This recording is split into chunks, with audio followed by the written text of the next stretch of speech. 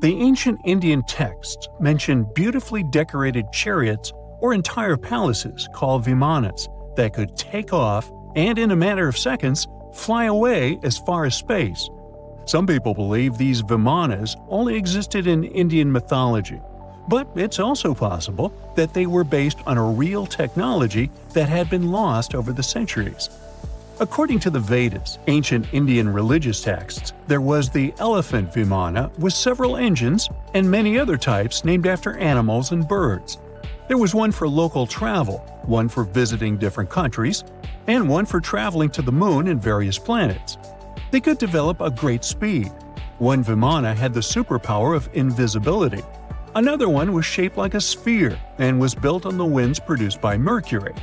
This Vimana was said to generate an enormous ray like the sun and make noise like the storm's thunder.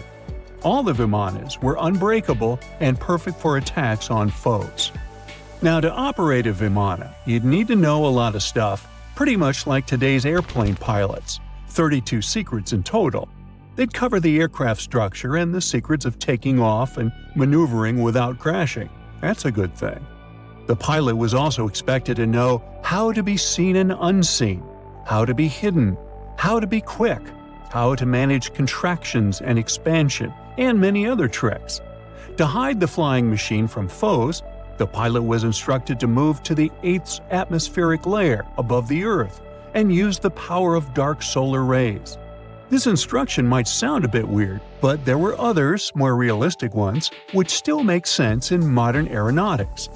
There are sections of ancient texts on the Vimanas that focus on details like flight paths, pilot training, navigation, and even suitable clothes for pilots and recommended food for long flights.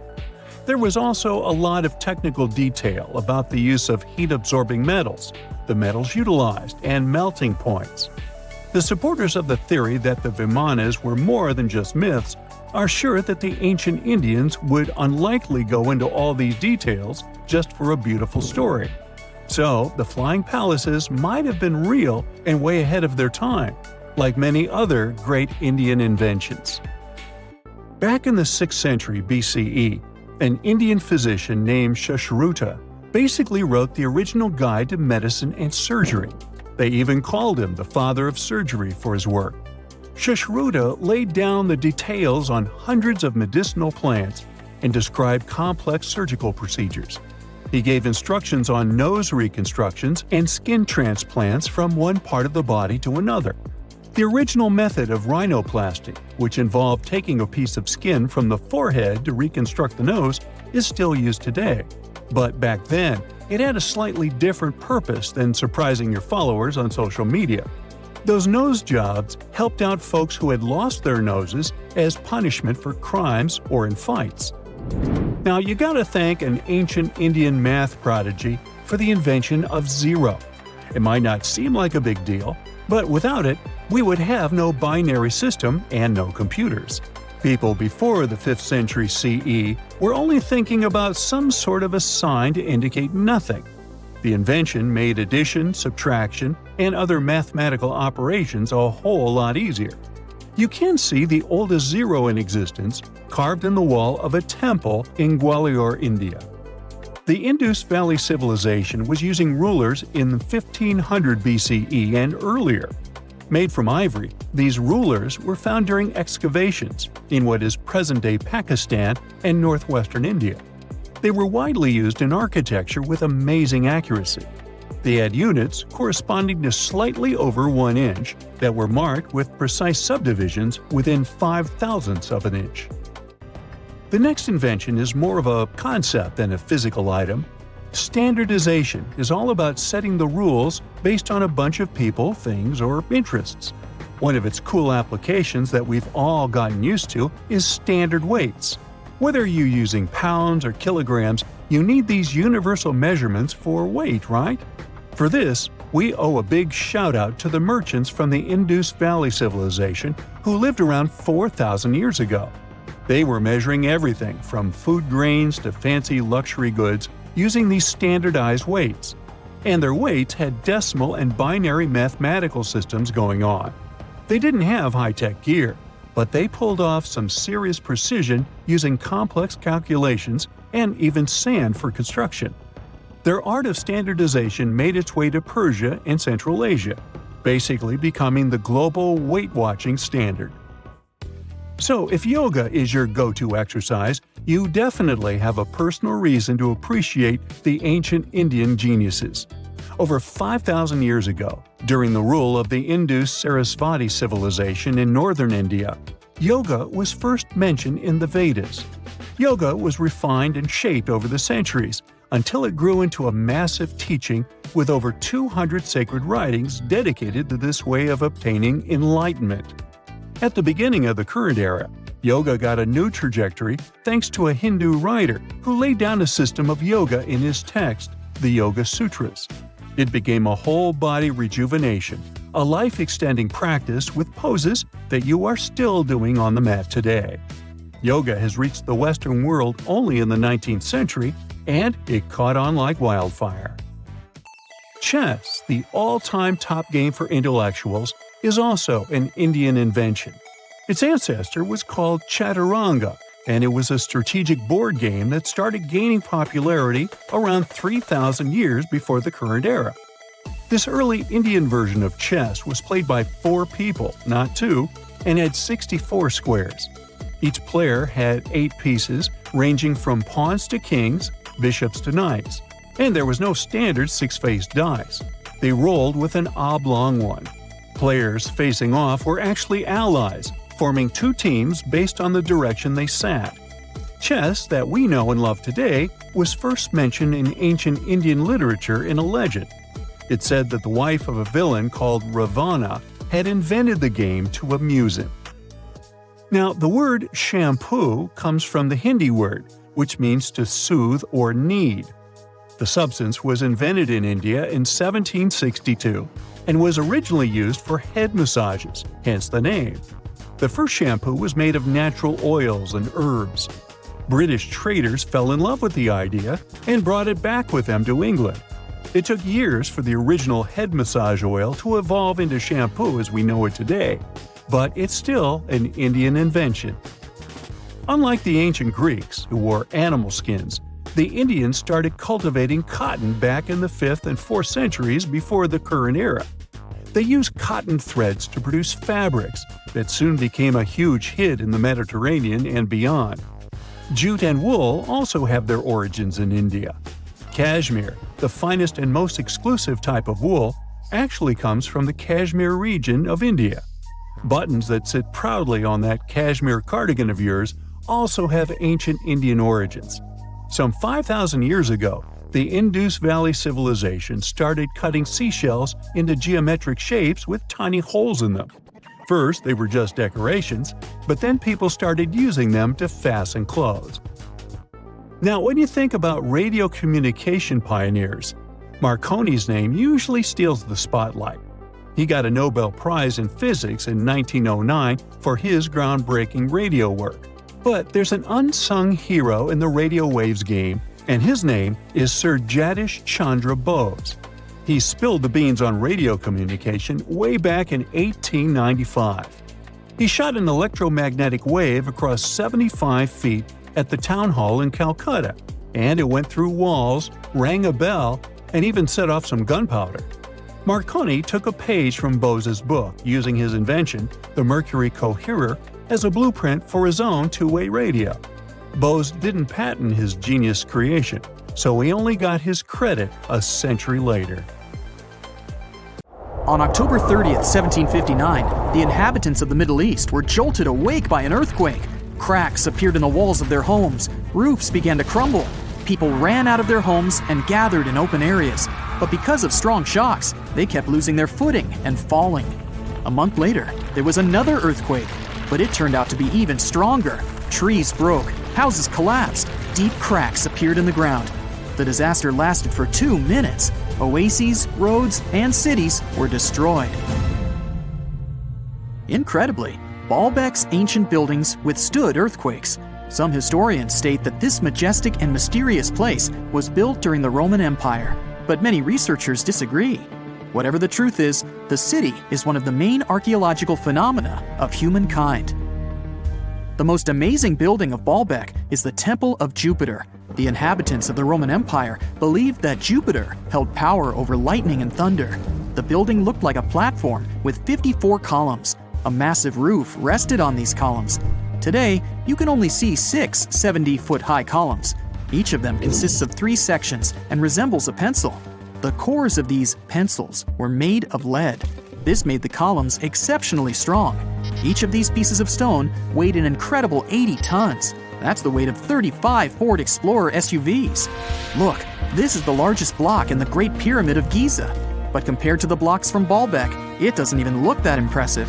The foundation under the Temple of Jupiter was preserved. That's how specialists figured out it consisted of about 25 monolithic stones, weighing 450 tons each. It means that the blocks from Baalbek weigh almost 4 times more than the blocks from Egypt. There are 3 more enormous limestone blocks in the foundation. They weigh 800 tons each. This is more than twice the weight of a Boeing 747 plane. Ancient builders must have had a hard time carving such giants from a piece of stone. And after that, they also had to pull them to the construction site and lift them to a significant height. Repeating these logistics would probably turn out to be a nightmare for present-day builders. To do this amount of work, they would need modern equipment. But Baalbek's constructors didn't have trucks, cranes with circular saws, or electricity.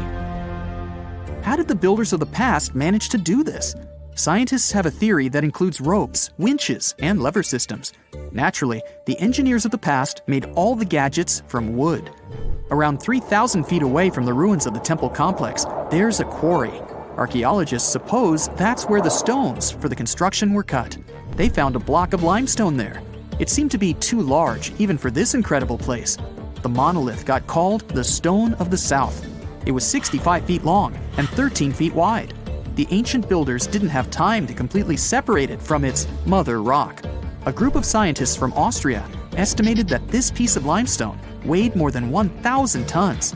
That's like 3 Boeing aircraft or 160 African elephants. There was another surprise awaiting the archaeologists near the Stone of the South. It was the second monolith that weighed more than 1,200 tons. But the ancient builders didn't stop at that. They continued to work. In 2014, in the same quarry, German archaeologists unearthed a block that weighed 1,650 tons. No one has figured out yet why people of the past needed a piece of stone that weighed as much as 125 school buses. It's also unclear how they were going to move this giant and why they didn't finish the job. In any case, this third monolith is the largest processed piece of stone in human history. There are more questions than answers. Some researchers believe that people of the past had high-tech equipment. Others don't think so, but are eager to understand how the builders managed to move those stones. There's a huge number of ancient buildings and artifacts on the planet. Lots of them make researchers scratch their heads. Near the Pyramid of Djoser in Egypt, archaeologists have found a network of tunnels. This place is called Serapeum. It contains 24 sarcophagi weighing from 70 to 100 tons. The giant boxes are carved from a single piece of granite and covered with heavy lids. The sarcophagi are perfectly symmetrical. To the touch, their walls are as smooth as glass. Even with the current level of technology, this is very difficult to do. But the ancient Egyptians managed this feat. The Lycurgus cup is a priceless artifact and example of ancient nanotechnology. It's made of glass that can change its color. If you put a source of light in front of the cup, it turns green. If the light is behind the goblet, it becomes deep red. In this case, the figure of Greek king Lycurgus turns pale purple. Scientists understood how this color change worked only at the end of the 20th century. Through microscopes, they saw nanoparticles of silver, gold, and copper. They had been added to the glass matrix. Thanks to this, you can observe a color change called dichroism. Interestingly, the gold and silver were grounded into a fine dust. It's almost impossible to do this by accident. Most likely, the ancient experts knew for sure what they were doing. Bolivia has a curious place called Puma Punku. It looks as if an ancient giant played there with an enormous construction set. And after the game, they forgot to put the pieces back into the box. But there are no giants, and the huge stone blocks were carved by ancient builders over 1,500 years ago. Some of the rocks weigh 100 tons. The blocks were brought to an altitude of almost 13,000 feet above sea level from the quarry 60 miles away from the construction site. There's no forest in that area. This means the builders couldn't use trees to make wooden rollers. The monument belongs to the Inca civilization. Scientists are sure they didn't know anything about wheels. In 1992, the inhabitants of a Chinese village decided to drain a pond. Their ancestors had been using it to wash clothes and catch fish for hundreds of years. They kept pumping the water out for 17 days. At the bottom of the reservoir, they made an unexpected discovery. The villagers saw an entrance to a cave going down to a depth of 100 feet. The incredible find was named the Longyou Caves. Unknown builders carved out 320,000 square feet of galleries. There are separate rooms, bridges, pools, and columns that support the ceiling. The walls of the cave are covered with strange carved lines and patterns. Scientists haven't found any information about who built the caves and why they did it. The construction technology also remains a mystery. Antonio Stradivari lived in Italy in the 18th century. He created musical instruments. More than 600 of his works have survived to this day.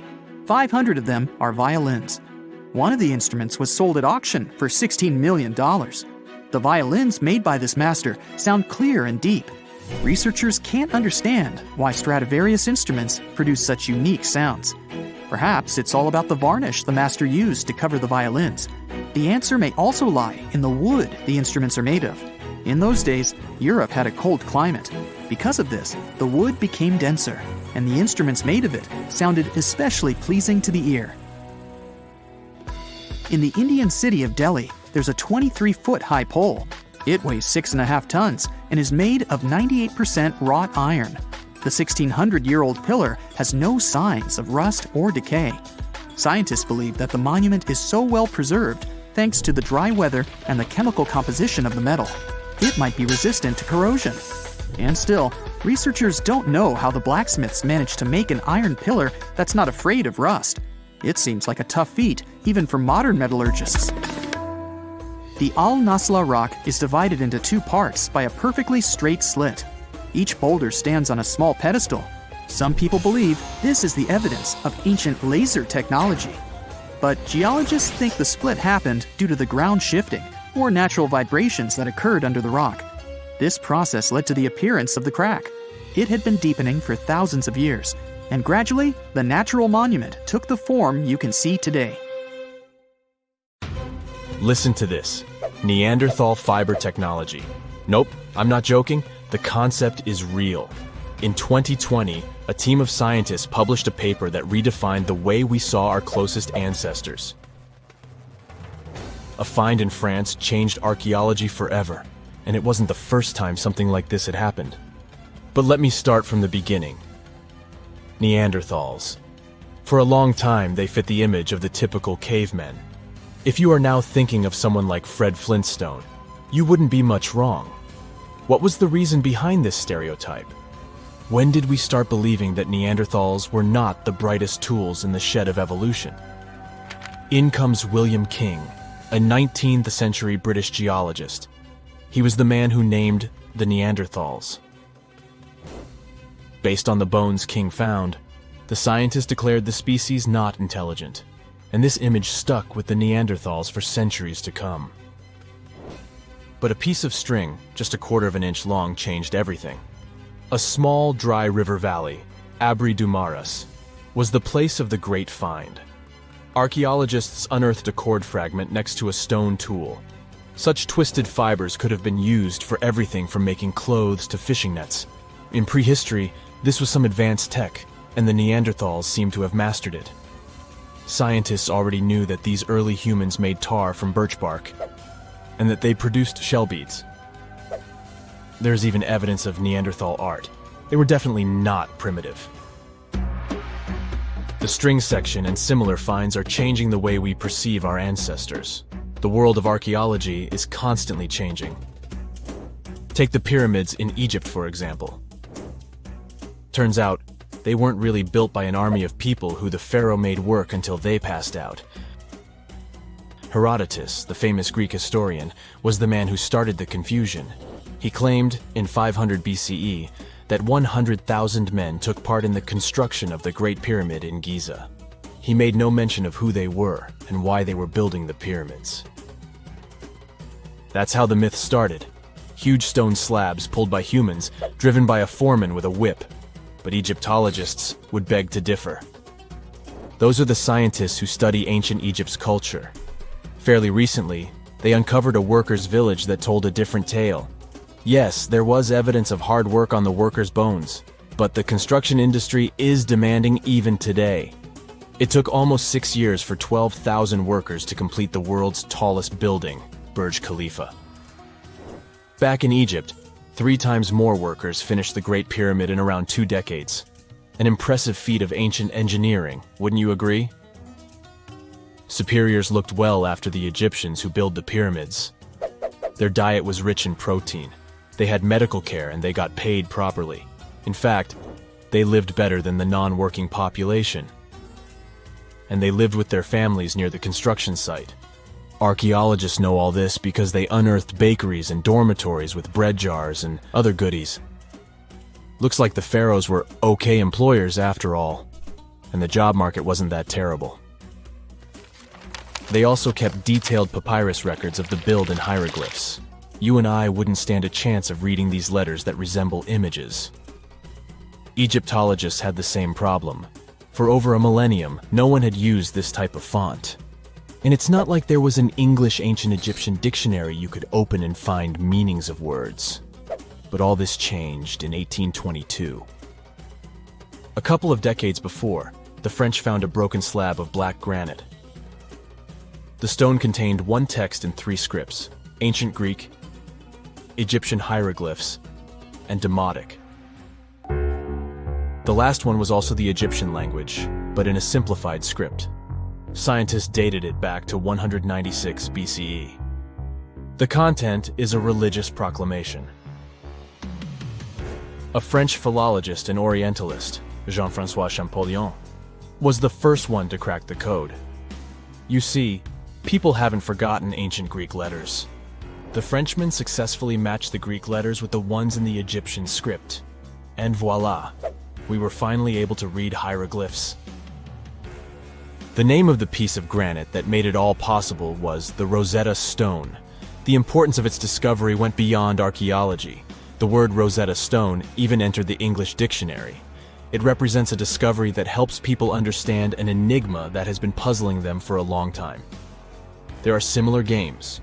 A symbol is attached to a particular message. Then you have to decode the message by replacing the symbol with a corresponding letter. In a nutshell, this is what scientists did with the Rosetta Stone more than 2 centuries ago. Do you know what is the oldest deciphered language in Europe? It has an unattractive name, Linear B. The script belongs to the Mycenaean Greek language. It predates the ancient Greek alphabet by several centuries. You can easily guess which script it is descended from. Linear A. The people from Crete used Linear B more than 1,000 years ago.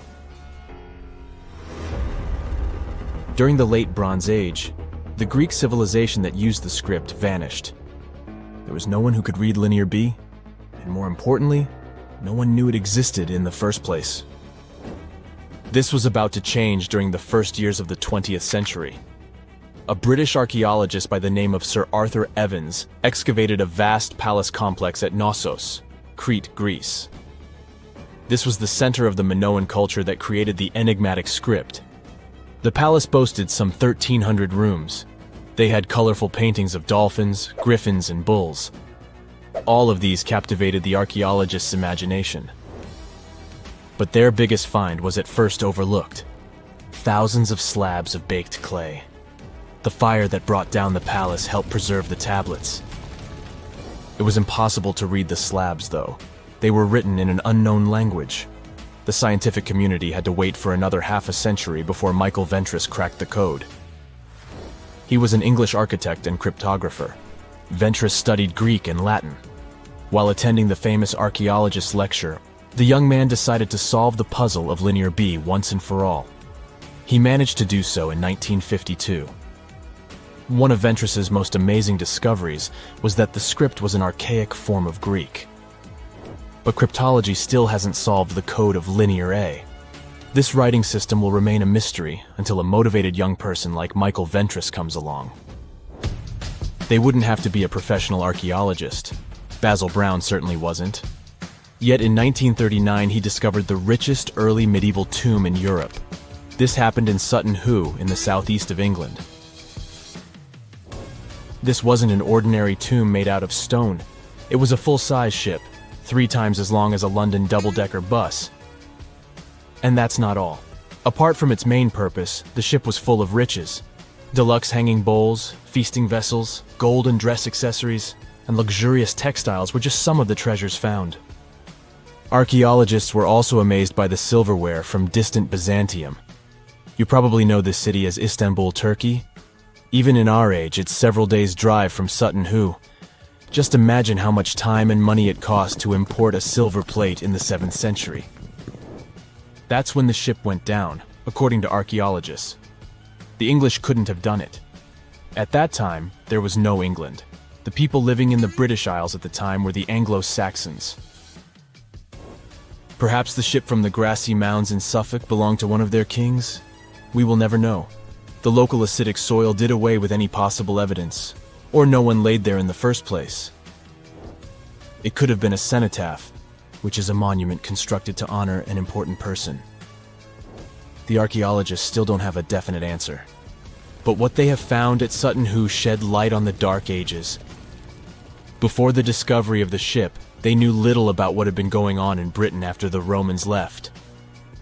Now, the image of the early Anglo-Saxon society was much clearer. Perhaps the English soil will be the site of the next great breakthrough in archaeology. A gruesome discovery took place in Egypt some years ago. You want to hear about it? 16 human hands, carefully buried in 4 eerie pits. They didn't look too much like human hands at first, since they were abnormally large, but they were. Weirdly, there were only right hands. No left hands were in sight. It turned out that it points to the practice of an ancient dark ritual. Old Egyptian art and tales talked of a ceremony where warriors would present the right hand of their adversaries as proof of victory and ask for gold in return. Egyptians believed in the afterlife, so cutting off someone's hand meant you cut off their power eternally. Guaranteeing this type of defeat was interesting to the winning party. Here, the fight was between Egyptians versus Hyksos, who lived in what was once known as Canaan. Egypt has always been the center of some history-changing findings, and some time ago, this papyrus was found. If we stretched it open, it would be just a tad bigger than the height of a skyscraper. The world's tiniest skyscraper, which is located in Wichita Falls, Texas. When humans didn't write on their notes app, they wrote on this thing, made from the medulla of a papyrus plant. Around 2,000 years ago, ancient Egyptians wrote something reminiscent of a book where they describe most of their funerary traditions and their visions of the afterlife. It's considered one of the most important texts from ancient Egypt and is still sold in bookstores to this day. This ancient manuscript was unearthed from a chamber located just south of the Pyramid of Djoser, located in Saqqara. Oh yes, Djoser is the oldest pyramid in Egypt and not the Giza pyramids like most people think. So recently, the site of Saqqara buzzed with excited archaeologists who probably found one of Egypt's oldest complete mummies. They believe that this beautiful and well-preserved mummy was that of a wealthy man. He was discovered in a deep shaft, covered in layers of gold leaves. There are many symbols that show he was an important and wealthy man, like the band he wore on his head, the bracelet on his chest, and the fact that he was embalmed with a tunic, which was reserved for Egypt's finest. The most exciting part of the entire discovery was finding the resting place sealed with mortar, just as the ancient Egyptians had left it 4,300 years ago. Now this may sound weird, but back in 2008, archaeologists discovered a missing pyramid. Now it went missing because it deteriorated over the span of 4,000 years. Today, you can only see its base. It was a pretty important site back in ancient times. It is said that around the area of the pyramid, the ancients hosted a special type of ceremony where high priests would carry mummified remains of sacred bulls. Now here's a fun fact. Ancient Egyptians believed that Apis bulls were earthly incarnations of the city deity of Memphis and was connected to rites of fertility. It wasn't just any Apis bull, though. They needed to be all black, with a single white mark between its horns and a bunch of very specific characteristics. They were selected by the local priests and honored until they passed away. After that, they were mummified and buried in underground galleries. Meanwhile, this missing pyramid sort of disappeared around the 1800s. It was a German archaeologist who first found it in the village of Saqqara. He called it the Headless Pyramid when he first found it. But then, years after the official discovery, the desert sand came along and covered the whole thing. There were some excavations between the 19th and 20th centuries, but they weren't too systematic. That's why scientists were so thrilled when they dug an entire pyramid's base after removing the 25-foot mound of sand that was covering it. Oh, and it turns out American archaeologists are excavating a cemetery in Egypt that could contain over 1 million mummified bodies. So far, archaeologists have dug around 1,700 mummies. One of the main differences from other classic Egyptian mummies is that these people weren't kings and pharaohs. They were commoners that most likely lived about 1,500 years ago, when Egypt was controlled by the Roman and Byzantine empires. The name of the cemetery is cool, though, the Way of the Water Buffalo, just in case you want to check it out on your next trip. Other than bulls and buffaloes, ancient Egyptians also liked baboons. Are you seeing a pattern here?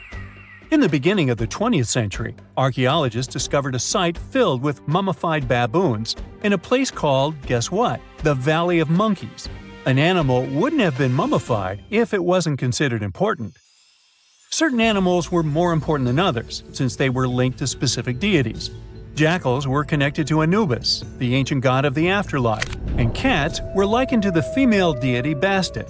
Baboons were a pretty big deal, since they were believed to be connected to Thoth, the deity of wisdom and advisor to Ra, one of Egypt's supreme deities. The archaeologists who studied these animals weren't too happy. They think these baboons were kept inside and were deprived of sunlight for most of their lives. They had extreme vitamin D deficiencies and they were poorly fed. Maybe Thoth got angry with these baboon keepers. Just a guess. Since there's never a boring day for archaeologists in Egypt, they also found human mummies with golden tongues. Since Egyptians were all about the afterlife, they believed that golden tongues might help a person speak once they pass to the other side. I mean, it's a long shot, but hey, why not? Some of these mummies were placed in wooden coffins with goods, such as necklaces, pottery, golden artifacts in the shape of lotus flowers, and scarab beetles, and iPhones. Just kidding. A new temple was also unearthed recently in Egypt. Scientists believe it was dedicated to honor Zeus Cassios. That deity would be a cross between Zeus, the almighty Greek deity of the sky, and Mount Cassios. While digging around the Sinai Peninsula in Egypt, archaeologists spotted 2 pink granite columns poking out of the ground, and bingo. They believe these columns represented the temple's front gate and collapsed during an earthquake many years ago. And speaking of deities, there weren't only super serious deities. Recently, scientists unearthed a golden ring in a city south of Cairo. No, Frodo, it's not magical. It was a normal gold ring, but it had the depiction of the deity of fun, officially named Bes. This deity is often described in sacred texts as a happy chubby dwarf. Today, many tattoos we get are sorta deprived of any sense and are made of aesthetic purposes only. In ancient Egypt, though, women would get tattoos as a token of protection for childbirth. That's what scientists think, at least. Around the Nile region, scientists found some mummies that had well-preserved tattoos, which is a rarity since the skin deteriorates so easily. 2 of these women tattooed their lower backs, and the drawings were simple. They were mostly pictures, including that same chubby dwarf we just talked about, Bes. He also had a side hustle as the protector of women during childbirth. Now, would you believe me if I told you ancient Egyptians invented robots? No? Well, that's because that's not entirely true. Sure, they were astronomers, mathematicians, and engineers, and somehow they also squeezed an eccentric invention into that package – an automated deity some scientists called Hathor. This wooden statue had been in the Metropolitan Museum of Art for years before someone noticed its secret. With the help of an X-ray machine, specialists discovered a mechanical operating system inside it. The pulley-like axis goes from the statue's shoulder to her left leg. When the system rotates, the statue raises and lowers her hand. Hey, pick me, pick me! Consider the Great Pyramids, one of the original 7 wonders of the world and the only one that still exists today. Did you know that the pyramids of Giza weren't the only pyramids out there? And they weren't even the first ones. First, there were the pretty good pyramids, but they didn't catch on. Nah, I made that up. Back to the story. In ancient Egypt, it was believed that kings were chosen by gods to serve on earth as their mediators. In the afterlife, they were expected to become gods themselves. The pyramid complex was built to make sure that the king had everything they might need in the afterlife. The complex included the pyramid, a palace, and temples. The tomb in the pyramid, where the king was buried, was filled with many things they might need, like furniture, food, and gold vessels. Actually, the first pyramid had been built 80 years before the first pyramid of Giza appeared. Overall, there were around 100 of them. Some weren't finished though, since the construction took a while and not every pharaoh lived long enough to see the end of the construction. And now let's talk about the construction itself. The biggest of the pyramids of Giza is as tall as a 40-story building. So how on earth did they manage to build a structure that massive 5,000 years ago, long before machines and other equipment appeared? Well, let's figure it out. So Pharaoh Khufu ascended the throne around 2575 BCE, and his architects started the construction of the oldest and biggest of the pyramids of Giza. He figured that over 2 million limestone blocks had to be used to build the pyramid, each weighing around 2.5 tons, around the weight of a rhino. The architect wanted to finish the construction in 20 years. To make it possible, a stone had to be carried and pushed into place every 4 minutes, 24 hours a day, 7 days a week, and 365 days a year, except leap year. So obviously, a lot of workers were needed to make it happen. Many believe that it was enslaved people who worked at the pyramid's construction site, but that's not true. Workers came from all over Egypt to contribute to the project. All in all, around 25,000 of them. The Egyptians were doing all kinds of work, starting with manual labor and crafting tools to administrative work. They all worked around 10 hours a day. They were housed and well-fed, and they were overall living a more comfortable life than an average Egyptian could afford at that time. Supposedly, the builders lived in a nearby temporary city and were a highly organized community with a strong leader. The pyramids seemed to be designed to align with the points on a compass, and their sides symbolized the rays of the sun. But back at that time, there were no compasses. Ancient Egyptians figured out the directions themselves and with amazing precision. To align the pyramids, they used 2 constellations. The construction site was arranged on the west bank of the Nile River. This also had a symbolic meaning. Just like the sun sets in the west, life sets in the west as well. The second pyramid of Giza was for Khufu's son, Pharaoh Khafre. It's a bit smaller, but this one has the famous noseless statue of the Sphinx. Of course, originally it had a nose. I would tell you what happened to it, but it's still a mystery, and no one knows for sure. Sphinxes have the body of a lion and the head of a human. They were considered guardians of important areas. This famous Sphinx, also pronounced Sphinx, has the head of Pharaoh Khafre and is guarding his pyramid, facing the sunrise. The Sphinx is one of the biggest and oldest statues in the world. Originally, it not only had a nose, but was also painted. Scientists have discovered traces of the red color of its face. So, most likely, the Sphinx was painted red. There are also remains of yellow and blue color on its body. The statue definitely wasn't boring. Till around 1800, the Sphinx was buried up to its shoulders until an adventurer with a team of 160 men dug it out. But let's get back to the construction. The workers, of course, needed stone blocks. There were 2 main places where people could get these stones. One source was close to the construction site, but that fossil-lined yellow stone was only suitable for the pyramid's interior. The limestone blocks for the exterior were hauled from 8 miles away on 30-foot-long sleds. Apparently, it wasn't too hard to pull them. The sand mixed with the right amount of water was pretty slick, and 10 people could move a sled even with a rock weighing so much. Surprisingly, cutting off a block of limestone wasn't the biggest problem. When in the ground, it was soft and could be split relatively easy.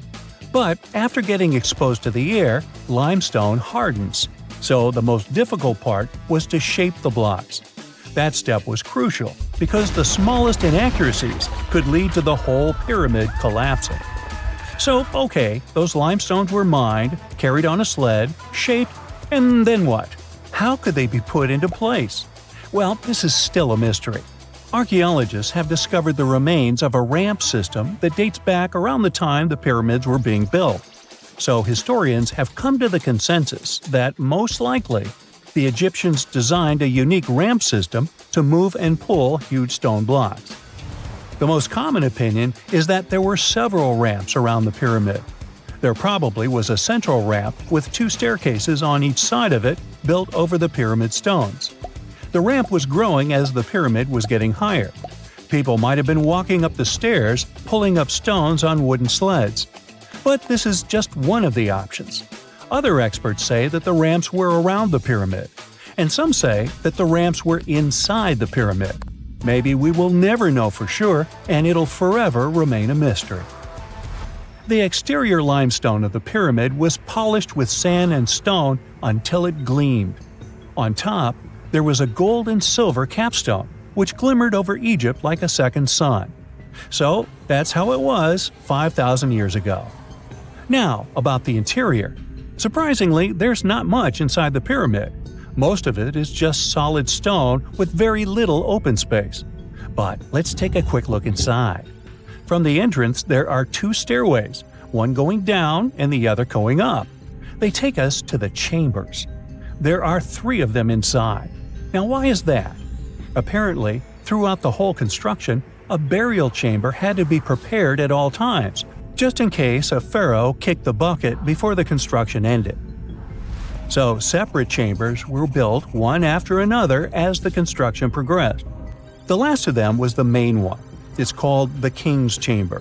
It's the one where Khufu was resting. It's the biggest room at the very heart of the pyramid, and there's a big passageway leading to it. It was likely used as a kind of elevator to move granite up to build the interior. Granite was also used to make 5 stories of support beams to ensure that the pyramid didn't collapse. And we can see that it worked since it's been standing for centuries. Unfortunately, none of these chambers have hieroglyphs on the walls. If you want to see the writings, you should go to the decorated tombs near the pyramids. Those pieces of art are depiction of ancient Egypt's culture and daily life. The texts allow researchers to study their language and grammar. The treasures that once were in the pyramids have been taken by people. There are also many secret tunnels and passages inside the pyramids, but even today, no one knows the whole plan of the interior. Scientists have been sending little robots with cameras inside for many years, but there's still a lot we don't know about the pyramids. Now they're trying to use an X-ray to scan the pyramids from the outside, without going inside. So yeah, ancient Egyptians did create a mystery no one has been able to crack for 5,000 years already. One of the most unexplored and mysterious places on Earth is located in plain sight. It's one of the most majestic monuments of humankind. The wonder of the ancient world hides a secret that scientists and archaeologists still can't solve. This is the Great Sphinx of Giza in Egypt. The huge sculpture of a lion with a human head was carved out of rock about 4,500 years ago. Scientists still don't know the exact date of its creation and are also unaware of who built it and what for. There are many assumptions and theories, but none of them has been confirmed.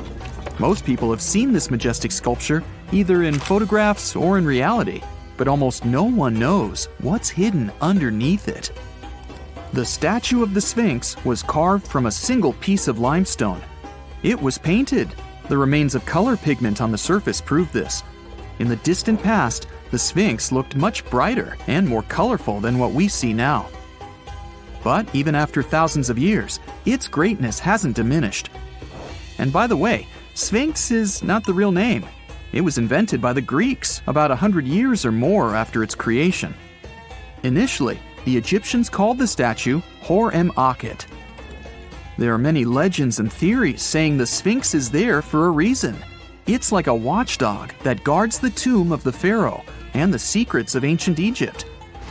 These legends become more plausible when archaeologists discovered hidden entrances at the feet of the Sphinx. They believe that these secret passages are the beginning of the tunnels leading to the halls with treasures. You can find a lot of stories on the internet that claim the Sphinx hides the Hall of Records, a repository filled with ancient and secret knowledge.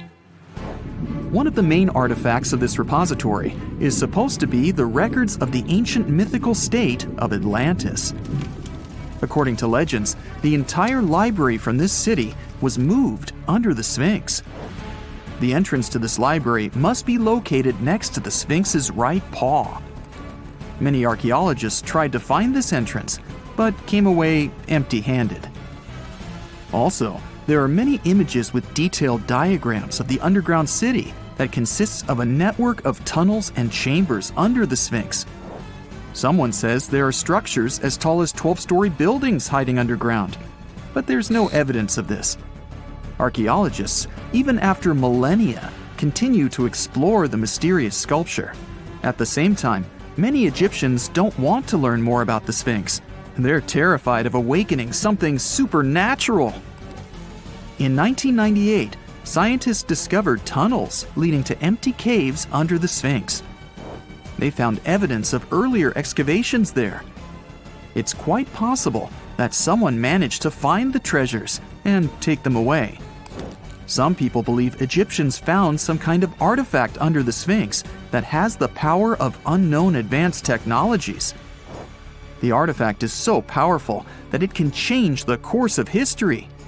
Of course, most theories are just fairy tales of conspiracy fans, but it's a confirmed fact that the Sphinx hides a system of caves and rooms. There are so many rumors surrounding the Sphinx that it's impossible to understand what's true and what's false. In any case, it's difficult and dangerous to study the sculpture because active excavations can destroy it. And then the entrance to the underground rooms can get blocked by rocks and lost forever. Also, further exploration requires a lot of money, and financing is not always easy to find. But the main reason? It's too risky. There's no guarantee that people will be able to get out of the underground labyrinths. For these reasons, scientists and archaeologists have been exploring this majestic structure for so long. Another famous architectural monument with a secret is Mount Rushmore in South Dakota. Everyone admires the images of the US presidents' faces carved into the rock, but few people know that there's a secret room hidden behind the head of Abraham Lincoln. The architect of Mount Rushmore wanted to carve slabs on the rock with the record of the main stages of the country's history. But his plan was too complicated to carry out. Then he was offered to implement it on a much smaller scale, to build a secret room inside the mountain. The idea was to save this knowledge so that future generations will always remember the history of their country.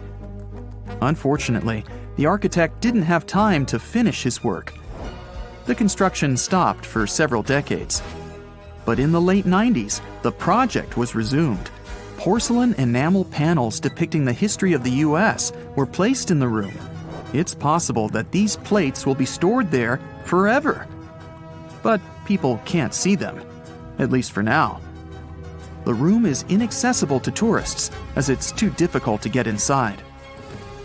Another secret room is located in the Empire State Building. More precisely, it's not even a room, but a place where you can take cool photos. Almost all tourists gather on the observation deck of the 86th floor to enjoy a stunning view of Manhattan. But there's another deck with panoramic windows on the 102nd floor. There are way fewer people there because almost no one knows about that place. Fortunately, access to this deck is open to everyone. You probably won't have to wait in line for a long time to take a photo. You'll feel special because you're in such a secret place where there are almost no people. But the coolest place is even higher, on the 103rd floor. This is a spacious observation deck where celebrities get their photographs taken. It's not a public place, but if you know the right people, you can get there. There are almost no security measures on the site.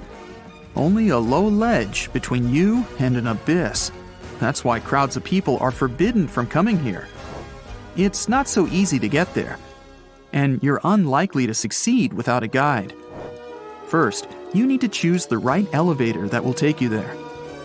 Then you'll go through several engineering rooms filled with pipes, electrical panels, and other technical stuff. The final part of your way is a set of stairs inside a tiny corridor.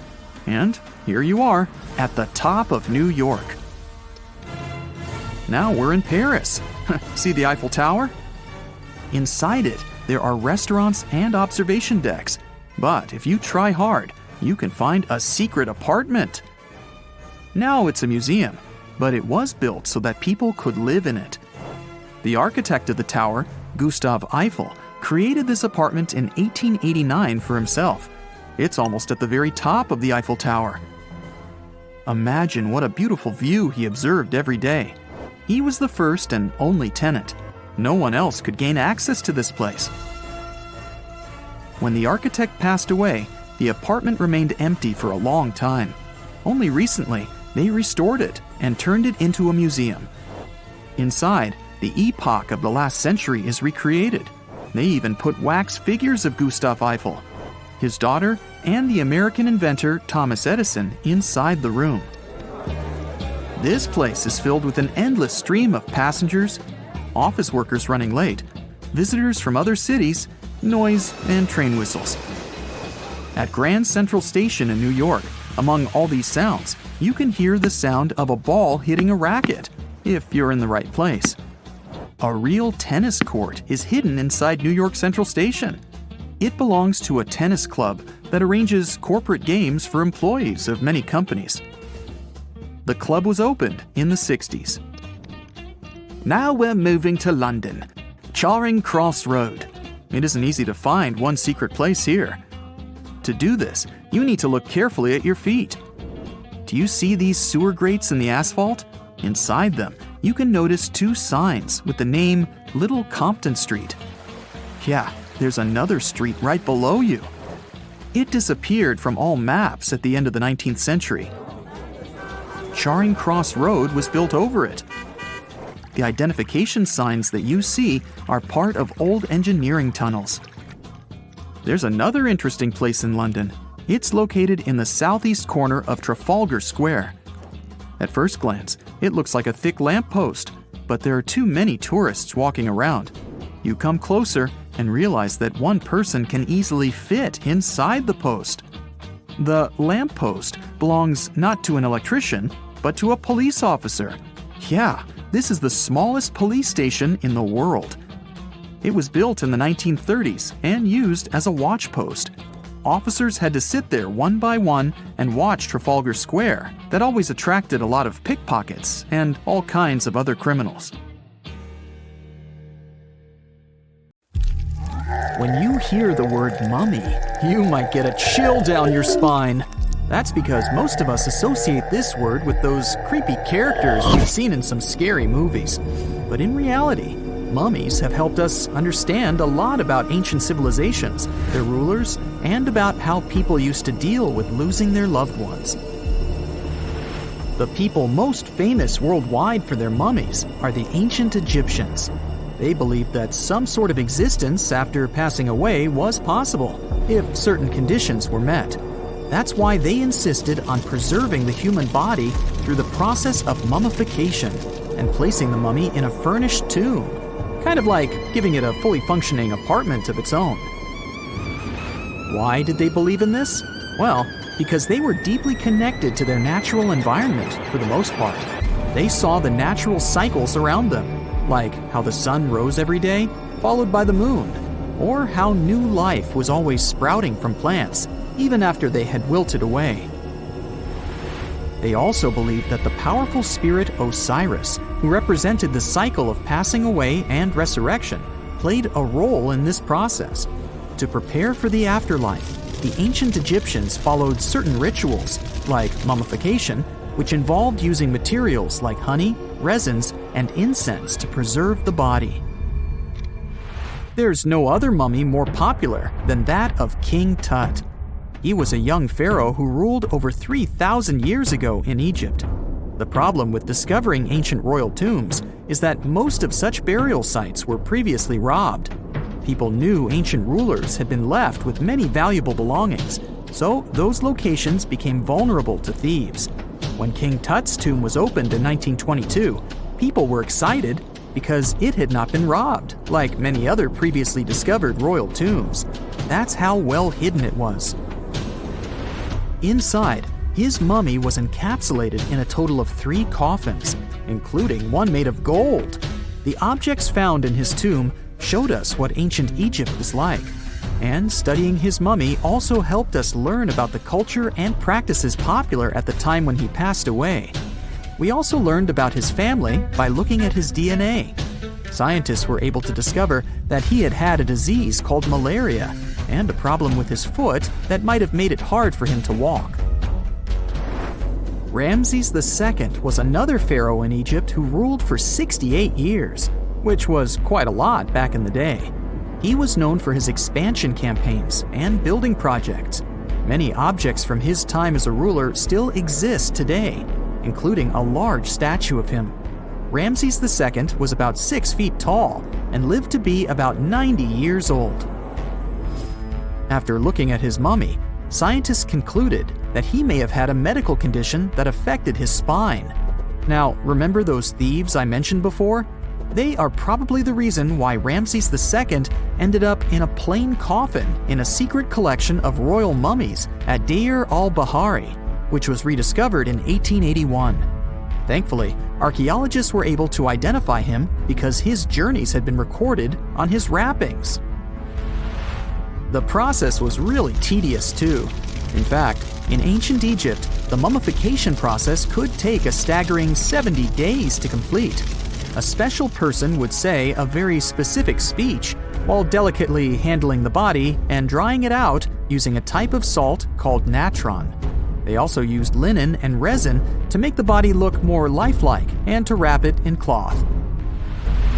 The tomb was equally as important for ancient Egyptians. The walls of King Tut's tomb, for example, were adorned with intricate artwork that depicted his journey to the afterlife, from his burial procession to his passage through the underworld. The ancient Egyptians believed that everyone made this journey after passing away, and they filled their tombs with items and paintings to help the person in their spiritual travels. Additionally, the walls of the tomb were decorated with spells from a special book, which contained a collection of poems that the Egyptians believed would help people reach the afterlife. And speaking of how important this journey was, people also placed food in these ancient tombs. In King Tut's tomb, archaeologists discovered 36 jars of vintage beverages and 8 baskets of fruit, which were believed to be left there to help him in his journey to the afterlife. The Egyptians believed that traveling to the afterlife took a really long time, so they left a lot of supplies, such as food and water, to sustain their loved ones. Pharaohs also generally had numerous luxurious garments and beautiful jewelry in their tombs to ensure that they would have a fashionable journey. These items included various types of linen clothing, such as tunics, scarves, gloves, and headdresses, as well as a lot of gold jewelry with precious stones, like bracelets, buckles, pendants, necklaces, rings, and even precious depictions of insects for protection. Some were also deposited with fans made from ivory and ostrich feathers to keep them cool in the afterlife. Some ancient rulers were even placed in their forever apartments along with boats. For example, Pharaoh Khufu built the Great Pyramid at Giza as his tomb, and a large ship was found inside. King Tut, however, was buried with multiple boat paddles, but no actual boat. Instead, he had 3 chariots and numerous walking sticks made of precious materials, perhaps indicating he'd rather travel to the beyond by land, not by water. Amongst the most interesting objects found near ancient mummies are bottles of oils and perfumes. If rulers were supposed to be fashionable, why not smell nice too, right? Also, some of them had some ancient kinds of board games, most of them made out of precious materials like gold or ivory. One of those games was called Senet. It was very popular amongst the ancient Egyptians and very similar to modern-day chess. The ancient Egyptians may have the most famous mummies out there, but they weren't the first to invent the procedure.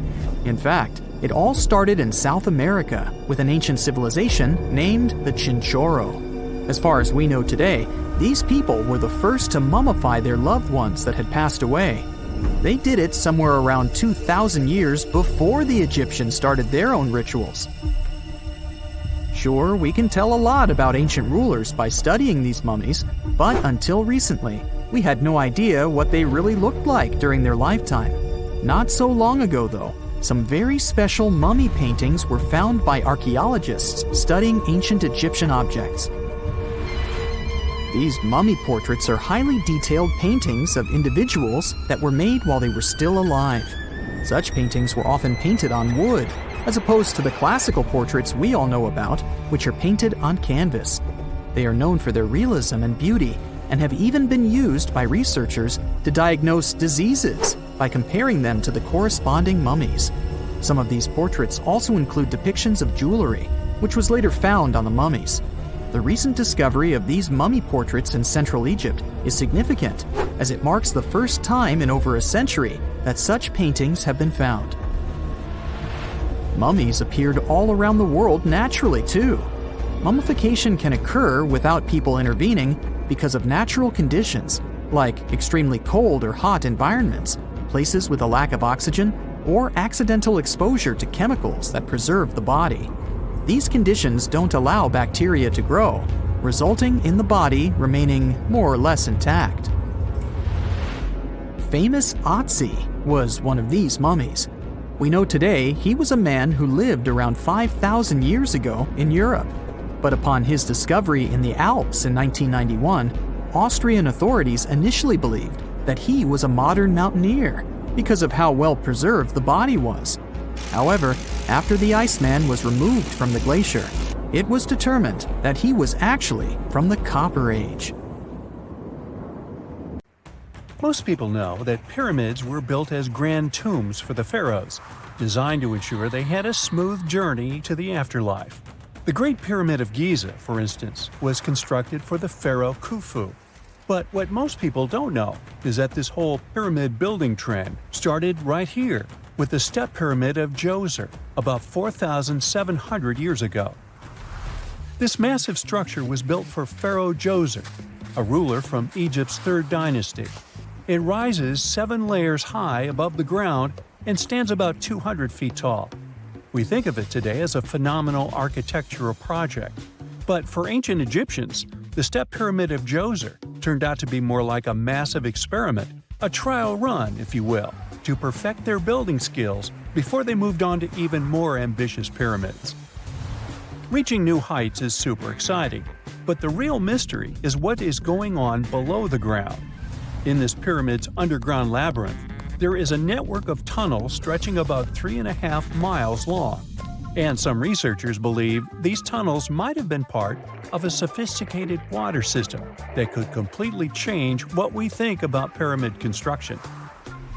Let's talk about this massive complex located in Saqqara. Surrounding the pyramid, there's what's known as a dry moat, a continuous trench that is up to 164 feet wide and almost 2 miles long. It forms a sort of rectangular shape around the pyramid. This trench has an average depth of about 65 feet. Now, if you were to add up all the earth and rock they dug out to create this moat, it would be about 10 times the volume of the step pyramid itself.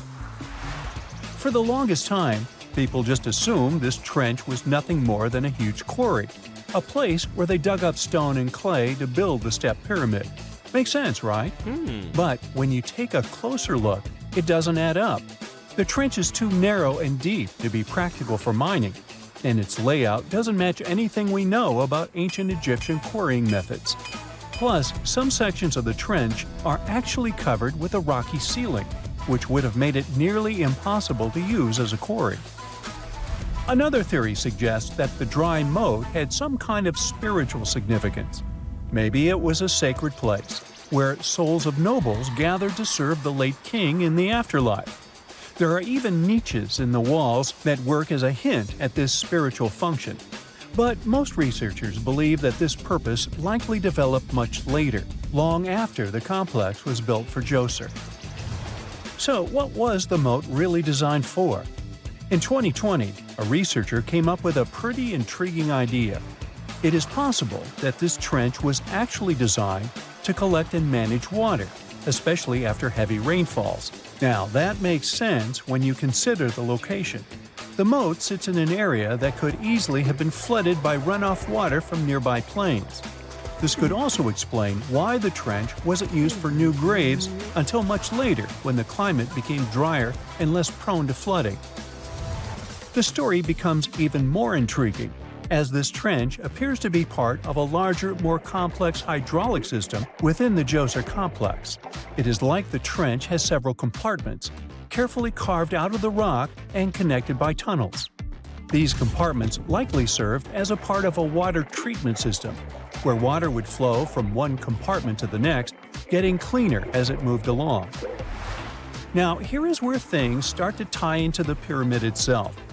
The Djoser complex has a series of underground shafts, and some researchers think that water from the moat's deep trench might have been used to power a hydraulic lift system, and this giant water-powered elevator could have been used to raise the heavy stones needed to build the pyramid. It worked like a volcano, but instead of lava, water did the heavy lifting. Imagine a big deep hole in the ground at the center of the pyramid site. Inside this hole, there was a huge wooden platform, kind of like a giant raft that could move up and down. When the workers wanted to lift a heavy stone, they would fill the hole with water. As the water rose, the wooden platform started to float up, carrying the stone with it, almost like a giant water-powered elevator. When the stone reached the right height, the workers slid it off the platform and onto the pyramid. The idea is that water from the deep trench, after being cleaned and filtered, would flow into these shafts. A massive float, possibly made of wood, would then rise as the water filled the shaft, lifting the stones up to where they were needed for construction. Once the stone was in place, they'd let the water out, lowering the platform back down to the bottom, ready to lift the next stone. This fancy hydraulic lift system could have been a game changer, making the whole building process a lot faster and more efficient without using a lot of workforce. It is like the ancient Egyptians were already embracing the whole idea of work smarter, not harder. But of course, not everyone is on board with this theory. Some experts argue that the area where the step pyramid of Djoser was built couldn't have held enough water from occasional rains to maintain such a fancy hydraulic system. The main theory suggests that, in the past, there might have been some kind of lake nearby that would have filled up after a period of rain, and this lake could have supplied water to the complex's hydraulic system. But there is no mention of such a lake in any ancient Egyptian writings, so it might be more of a what-if situation than a reality. And then there's the issue of the hard work itself. Remember when I said this method could have allowed the ancient builders to raise stones with far less effort? Well, that might not be entirely true. According to some experts, just building this hydraulic device would have required a lot more heavy work than simply moving the stone blocks using good old-fashioned manpower. And let's not forget, the step pyramid of Djoser is like a baby pyramid compared to those that came later.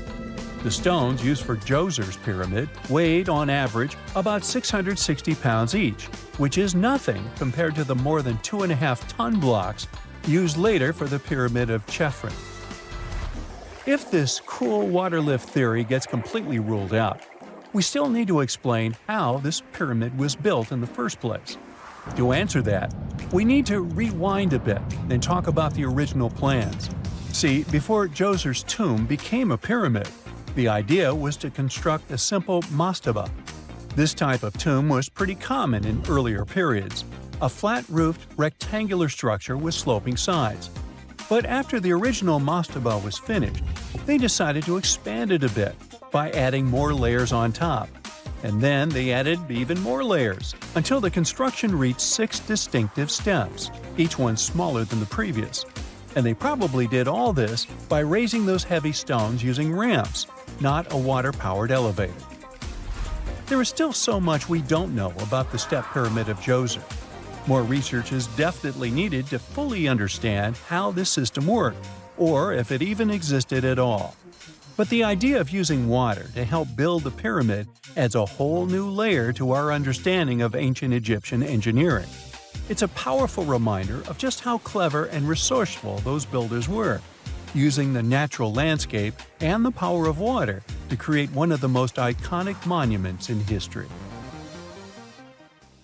Have you heard of Göbekli Tepe? It's an ancient site in Turkey that literally made historians rewrite history books. Over 11,000 years ago, a group of prehistoric humans crafted an enigmatic masterpiece that's even older than Stonehenge.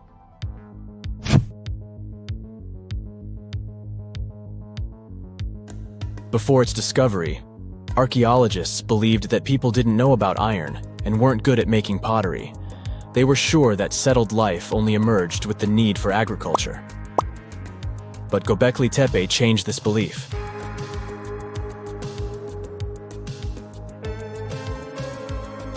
The place has revealed that it was the temple that paved the way for a settled life, not agriculture. Until this discovery, researchers believed that farming was the catalyst for sedentary living. Meet Professor Schmidt, the guy whose findings changed this theory. He managed to prove that hunter-gatherer communities laid the very foundations of this way of life.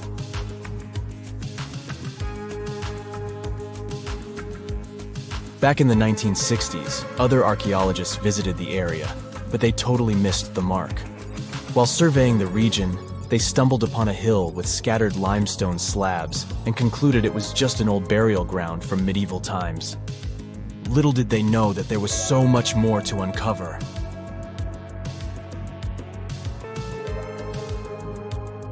In 1994, Schmidt embarked on his own survey of prehistoric sites in the area.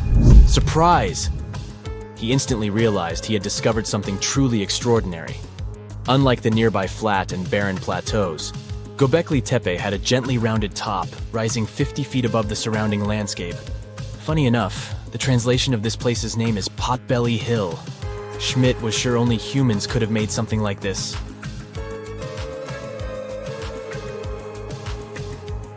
Those broken limestone pieces that were mistaken for gravestones turned out to be way more exciting. It was like stumbling upon a hidden treasure. The pieces took on a whole new meaning, and Schmidt with his team was about to dive into the secrets waiting beneath the surface. To their surprise, they found no traces of a settlement, no hearths for cooking, no houses, and none of those adorable clay figurines commonly found in nearby sites of similar age. However, they uncovered that those ancient people used tools like stone hammers. So, Schmidt and his team put their heads together and took a wild guess at the age of Göbekli Tepe's stone structures. Their estimation got backed up by some limited carbon dating done right at the site. The ancient vibes of this place were finally starting to make sense. It was like a puzzle slowly coming together.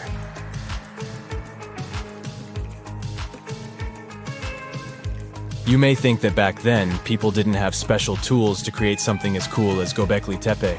Not true. Turns out, these prehistoric folks used flint tools instead of fancy metal chisels. They were also skilled at chipping away softer limestone and crafting pillars right on the spot. Afterward, they carried the pillars a short distance to the summit and placed them upright. Once the stone rings were complete, they covered them with layers of dirt. Over time, they added new rings, and voila! You've got a cool hill to impress people in the future.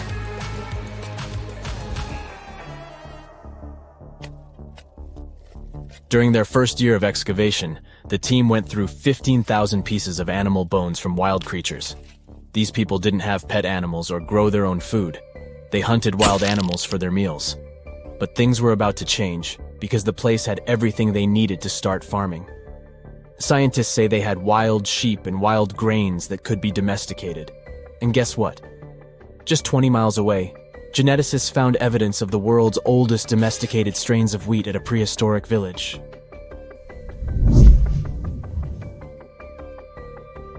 These amazing findings have completely changed how we view civilization. In the past, experts believed that people needed to learn how to farm and settle in one place before they could build temples and develop complex societies. But guess what?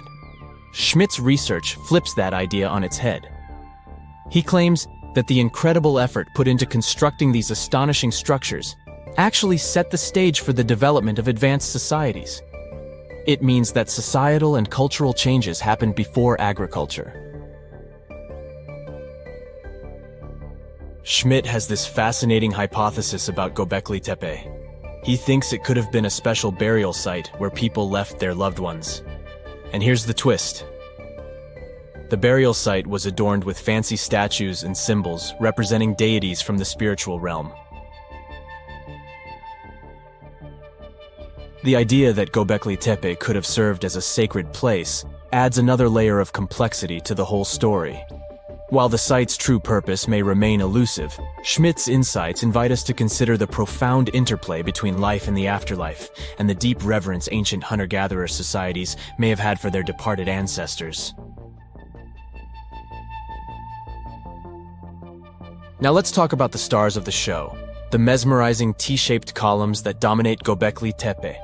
These mysterious structures range from 10 to 20 feet tall and most likely represent stylized human figures. But one figure stands out from the rest, the three-dimensional lion relief. This depiction really fires up our imagination. Why? Because it hints at the possibility that lions roamed Anatolia during the Neolithic period.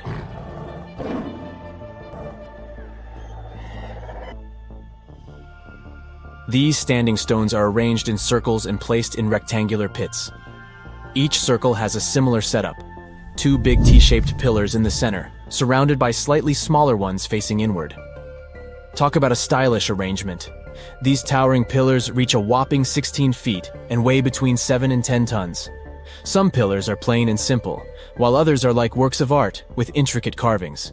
Foxes, scorpions, and vultures come to life, crawling and twisting on the pillars' sides. But it's not just animals depicted on these stones. Some pillars have abstract shapes representing humans, and even small carvings of clothing items. Some of them even have belts.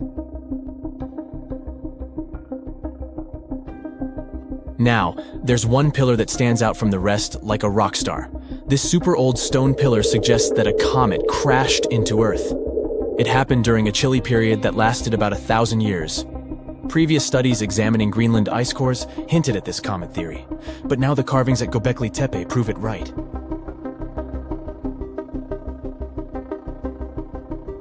The carvings on the pillars are like a historical comic strip. They even show a headless human figure. Researchers fed the images into a computer and discovered their connections to constellations, indicating that this temple might have been an ancient observatory. It's like our ancestors were trying to document this cataclysmic event in their own unique way. Archaeologists have been excavating and researching Göbekli Tepe since the mid-1990s, peeling back layers of history and providing us with a deeper understanding of the intricate relationship between various elements. They have no plans to stop the whole process for another 150 years. Who knows what else they'll find? You see, Göbekli Tepe has been labeled purely as a ritual site with no signs of domestic activities. We were led to believe that the absence of water meant it couldn't support semi-sedentary communities. But scientists believe it's time to shake things up and approach Göbekli Tepe with fresh eyes. It's time to question what we believed before and use new evidence and different ways of thinking.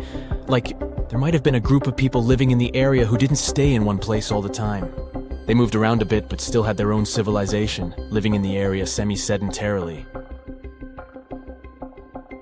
Göbekli Tepe is not just home to a single temple, but an astounding collection of over 20 ancient structures. As archaeologists delve into the depths of this wonder, they are unraveling its unique layout, featuring two prominent focal points at the heart of each establishment, complemented by smaller structures and dividing walls. What's even crazier is that in this area, there are over 200 obelisks, which are narrow tapering monuments. Whenever you hear about ancient ruins, you almost never picture them being suspended somewhere, or just randomly hanging on the branch of a tree, right?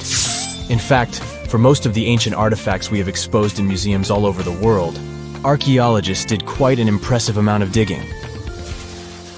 You see, buildings have this funny way of fading away over time if not properly taken care of. Sometimes we need to reuse some building materials, so an older construction may be sacrificed in the process. Other times, houses are abandoned, and once they are exposed to the elements on the surface, like rain or sunlight, they don't really stand a chance. Some just simply crumble away due to good old erosion. So the only way a piece of architecture can survive the test of time is if it's somehow gotten buried deep down. Now, how did they end up buried in the first place? Well, it's quite the comedy of errors. Ancient cities had a habit of gradually raising their ground level like a kid adding toppings to their ice cream sundae. You see, these settlements were always busy collecting food and building materials to keep up with their ever-growing population. But hey, who has time to deal with waste and rubbish? It wasn't exactly high on their to-do list back in the day. So when it came to building new houses, ancient civilizations found it much easier to save their sweat and tears by piling up the rubble and constructing right on top. But that's not all. Rivers would also occasionally flood and deposit a layer of sediment on the city floors, further encapsulating those ancient constructions. And in those dry regions like the desert, where the wind likes to show off its sand and dust dance moves, you can bet it was a constant struggle to keep the establishments clean. One hilarious example is the Sphinx, which had its head buried in sand until a group of archaeologists unearthed it in 1817. Some ancient towns eventually got covered up because they were completely abandoned. With less human activity to control their expansion, plant seeds couldn't resist the opportunity and sprouted all over the place. They gobbled up carbon dioxide from the air and grew, adding more and more bulk to the ground. Those cheeky roots even decided to stabilize the soil made from decaying plant matter, creating layers upon layers of earthy goodness. It's like the ultimate DIY project Mother Nature embarked on, with plants as her loyal helpers. The act of digging into the secrets of ancient civilizations is not just about unearthing a lost world. It's also an epic quest to reveal the hidden treasures beneath layers of history. But how do archaeologists know where to dig in the first place? If everything is covered in layers upon layers of sediments, debris, and plant roots, they must have some sort of system they rely on before embarking on a new project, right? For starters, they're not always the ones suggesting an archaeological dig in a certain location. Let me explain. Let's say you're a contractor and you want to build a new fancy apartment complex in your city. Some local legislations have certain requirements before your project can start, though. For instance, before anyone starts building on a piece of land, they might need to bring in specialists to check the soil. These clever folks can be archaeologists, geologists, or paleontologists, and they need to keep an eye on things during development. If any artifacts or ecofacts, fancy word for organic remnants, are discovered, these experts swoop in to excavate and study them. But what about sites that have nothing to do with bulldozers and yellow hats? Archaeologists have more than one trick up their sleeves when it comes to locating ancient hotspots. They dive deep into historic records with a healthy dose of detective work. By sniffing out old documents and maps, they can piece together the puzzle of human activity in a specific area. If a site has been visited before, it's even better. Finding records of past excavations or historical accounts can give archaeologists lots of information on where to continue their treasure hunt. Before archaeologists start swinging their shovels, they engage in a bit of a visual scan mission. Armed with a grid system, they'll stroll around the site, keeping their eyes peeled for any artifacts that might be hiding just beneath the Earth's upper layer. From groundstone tools to historic glass and even ancient garbage dumps, yes, they're all so valuable. These keen-eyed explorers can spot signs of human activity faster than most people. If they stumble upon midden soil, fancy term for a garbage dump, they know for sure that humans once called this place home. Archaeologists don't just rely on their trusty shovels, though. They have an arsenal of gadgets to aid in their search for hidden wonders. Geophysical tools are like their secret weapons. Take the resistivity meter, for example. This clever contraption measures the electrical component of the soil and any buried features or artifacts. A buried wall, for instance, will create a different resistivity reading than the surrounding soil. Magnetometers and ground-penetrating radar work in similar ways, showcasing potential hints of ancient treasures in the soil. And who could forget our trusty old friend, the GPS? It helps archaeologists map out precise locations, like a high-tech treasure map, leading them straight to their pot of gold. Care to virtually visit some of the most important archaeological sites in the world? Well, follow me. In the United Kingdom, for instance, you'll find this interesting place called Stonehenge. It's one of many henges scattered around, but this one really takes the cake. Picture this: massive ancient stones standing tall and proud, arranged in a funky outer ring and an inner horseshoe, with some smaller stones thrown in for good measure. And guess what? These amazing stones have been around for over 5,000 years. Talk about a serious case of rock-solid longevity. Now, here's where it gets interesting. According to local folklore, the legendary wizard Merlin whipped out his magic wand and poof!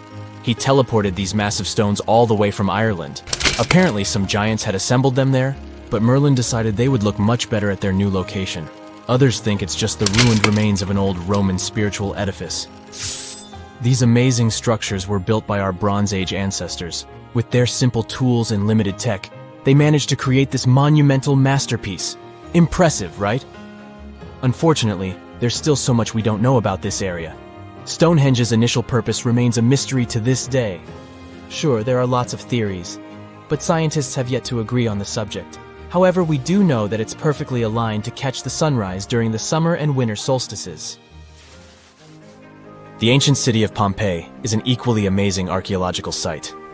Picture this: Mount Vesuvius, a notorious troublemaker, decided to throw a volcanic tantrum and completely covered this ancient Roman city. It turned it into a time capsule, located outside present-day Naples in Italy. Fast forward to the year 1748, when a bunch of adventurous explorers stumbled upon Pompeii. Lo and behold, they discovered a treasure trove of well-preserved goodies: streets, houses, food. Probably a bit stale by then. Blingy jewelry, fancy sculptures, colorful frescoes, everyday household items, and even animal and human remains. It was like an epic archaeological party. From the looks of it, Pompeii had it all. Fancy houses and villas, a massive 20,000-seat arena, cute little artisan shops, hangouts like taverns. And let's not forget the saucy spots like those luxurious bathhouses for some intense pampering. There's also the Sanctuary of Apollo, where people used to gather for their daily dose of worship. And of course, the bustling heart of the city, the Forum of Pompeii, where all the cool people used to hang out. And guess what? Pompeii is so cool that it made it to UNESCO's World Heritage List back in 1997. That's like the ultimate Hall of Fame for historical awesomeness. It also includes many other famous buildings and sites, like the Taj Mahal in India and the Acropolis of Athens in Greece. Imagine working 7 days a week on a large-scale construction site. You, along with thousands of others, carry millions of stone blocks and put them on top of each other according to a complex system. You work without modern construction equipment. You have no air conditioning or constant access to water. It's so hot outside that you can fry eggs on the road. You've been building the pyramid for decades, and now, when it's finally done, you enjoy the result of the colossal work of thousands of people.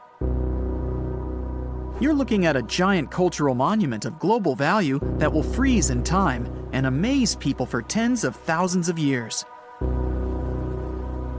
A few thousand years have passed. People in the 21st century see the pyramids and are like, "Wow, I can't believe humans have built this." Yeah, the people who built the pyramids wouldn't have appreciated such a theory. But actually, there are reasons to believe that people built it using some fantastic technology. From the outside, it seems the Great Pyramids are just big triangles of stone. People just put some heavy blocks on top of each other, and that's it. In fact, the design seems too perfect to be true. The pyramid consists of more than 2 million blocks. They lay so close to each other and are so even that you couldn't squeeze even a thin sheet of paper between them. Scientists still can't figure out the exact technology for building the Egyptian pyramids. One of the biggest and most famous is the Great Pyramid of Giza. This huge construction well known all over the world, has one big secret. There should be a capstone on top of the pyramid. It's a triangular-shaped stone block, a small pyramid on top of a huge one. It's also called a pyramidion. The builders of ancient Egypt made it out of granite and limestone and covered it with gold. No records or old drawings prove that there was a pyramidion at the top of the Great Pyramid of Giza. But there's another ancient Egyptian structure with such a triangle, the Red Pyramid. It was built before the Great One, and its capstone has survived to this day. Archaeologists have found and reconstructed it. But where could the capstone of the Great Pyramid be? It's a mystery that still has no answer. Some are sure that some thieves have stolen it from the top. Maybe they just climbed up and pushed the pyramidion down. It makes perfect sense. The capstone was probably the most valuable element of the pyramid. Many scientists and archaeologists still don't know its exact purpose. Some believe that this peak covered with gold glorified the pharaohs. The capstone reflected moonlight at night and illuminated the entire space around it.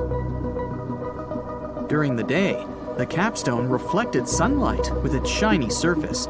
You could have noticed it from afar. The top of the pyramid was a kind of guiding star for lost travelers. All other stone blocks of the pyramid consist of limestone. People polished them to make them look shiny. In the past, they were even glowing and reflected light. You could see glowing pyramids from space, although they looked like tiny lights. Over thousands of years, winds, sandstorms, and rains have changed the pyramid's appearance. If people had taken care of them all this time, they would have looked like something out of science fiction movies, or the pyramids from Las Vegas.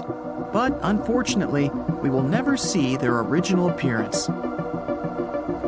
Some archaeologists and scientists believe that the capstone could absorb the sun's energy and distribute it evenly throughout the pyramid.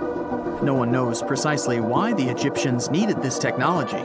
There's a theory the pyramids are ancient energy systems. The pharaohs applied this energy to use some unique technologies that were more advanced than all the achievements of the 21st century.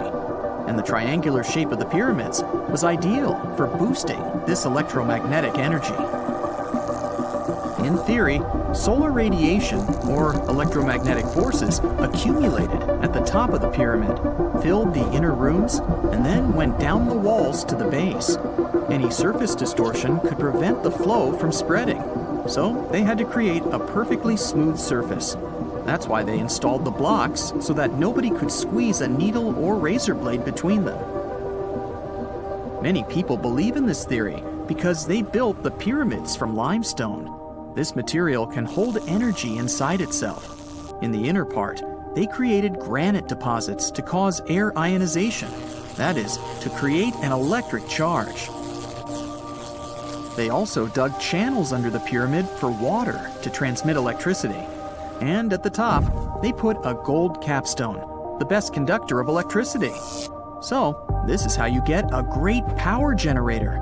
Different cultures used similar technologies to create electricity all over the world. But these are all theories. If it had been working, humanity would have used these technologies today. There are mentions of the metal industry, chemistry, engineering, physics, mathematics, and astronomy in some ancient records. Most scientists don't believe in all these things. We know the detailed stages of the technology's development in different cultures. In the 21st century, scientists, historians, and anthropologists can track the evolution of all modern devices. If people had created some technological inventions in ancient times, the history of the world would have looked different.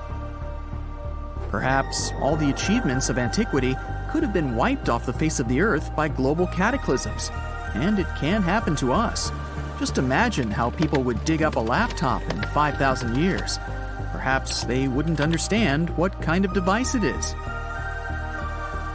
Another Egyptian wonder surrounded by mystery is the statue of the Sphinx.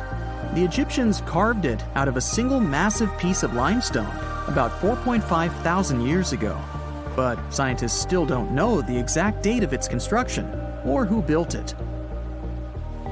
People painted the Sphinx in different colors, so it looked much brighter and more vivid in the distant past. It was shining just like the Great Pyramids. Anyway, time hasn't only changed its appearance, but its name too. Initially, the Egyptians called it Hora-Mekhet. The Greeks renamed it the Sphinx about a few hundred years after it had been built. The Sphinx emphasized the greatness of the rulers of Egypt. It also performed a symbolic function of a watchdog guarding the tomb of the pharaoh and the paths leading to it. This version sounds realistic, since archaeologists have discovered many secret entrances at the foot of the Sphinx. Perhaps these rooms and intricate tunnels lead to underground halls with treasures. And treasures don't always mean gold and jewelry. According to legends and theories, the Sphinx guards the Hall of Records, the storage of all humankind's knowledge. The information about the ancient mythical state of Atlantis could be there. You can find many detailed maps of the internal dungeons of the Sphinx on the internet. They show structures 12 stories deep under the statue. It looks like a small city filled with gold, scrolls of knowledge, and various ancient artifacts. But don't believe all these maps. These are just theories. Several thousand years have passed, but people have very little information about it. Archaeologists know that there are still many strange and exciting things about the Sphinx that are still undiscovered. Some locals are afraid to research because they believe they can awaken something terrible from the underground depths. Therefore, it's mostly scientists from other countries who conduct the excavations. In 1998, scientists discovered strange tunnels leading to empty rooms under the Sphinx. They realized that some people tried to get there through tunnels in the past, and maybe those people took all the treasures that were there. One of the legends says that some powerful artifact lays beneath the Sphinx. Its technology can change the whole world, but the locals are hiding it because it can damage the planet. Some believe that you can find evidence of unknown technologies painted on the granite walls in the pharaoh's tombs. But most likely, these paintings and signs tell us the myths and legends of ancient Egypt. But what if Egyptian symbols and drawings are detailed instructions for using ancient technologies? What if the locals that lived at that time thought, people in the future won't be able to get energy themselves.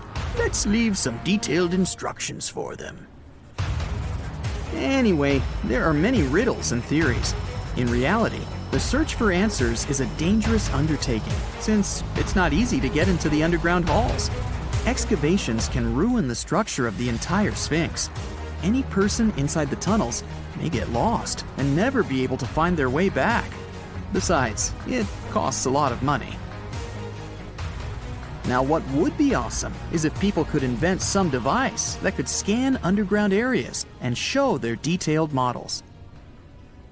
It's 1898, and you're taking part in excavations in Saqqara. This place, not far away from Cairo, is full of ancient tombs and pyramids. You're in your Indiana Jones mood and hope to find something really phenomenal to become famous. Gold, manuscripts, treasure maps, mummies of famous pharaohs. Wait, a wooden bird? You're really disappointed as it looks like a regular toy. An old one, but still. Little do you know that years later, someone would propose that your bird was actually an ancient monoplane. So the artifact, nicknamed the Saqqara bird, is made of a sycamore tree. The birdie has a wingspan of just 7 inches and weighs around 40 grams. A perfect original souvenir from Egypt, I would say. It's over 2,000 years old and looks pretty plain, without any carvings of feathers or other intricate ornaments. It has a beak and eyes though, which makes our find look like a hawk, the emblem of the deity Horus. Its tail is rather unusual as it's squared, looks weirdly upright, and it seems like the sunken part of it was the place for a now missing piece. Humans love solving a good mystery, so there have been several attempts to explain the use of the birdie. First, quite simply, is that it was a ceremonial object. The second idea is that it was a toy for a child from some well-off family. It could have been some sort of boomerang, which was a popular concept in ancient Egypt. Then there was a theory that the bird had been used as a weather vane. But this one has been debunked as the figure doesn't have any holes or markings, except for the one made at the museum in Cairo to fix the exhibit on a stick. So there was no way to hang it in the past. Almost a century after the bird was found, Egyptologist Dr. Khalil Masiha proposed a new theory that it could have been a model of a monoplane. He believed the bird was missing a horizontal tailplane. Otherwise, it had its wings set at a right angle, similar to that of modern planes. It could have worked to generate the aerodynamic lift necessary for flights. Dr. Masiha also claimed that it was common at that time to place miniature models of technological inventions in tombs. So, did the ancient Egyptians really invent the plane in 200 BCE? That would make the Wright brothers, who are considered the inventors of aviation, really upset.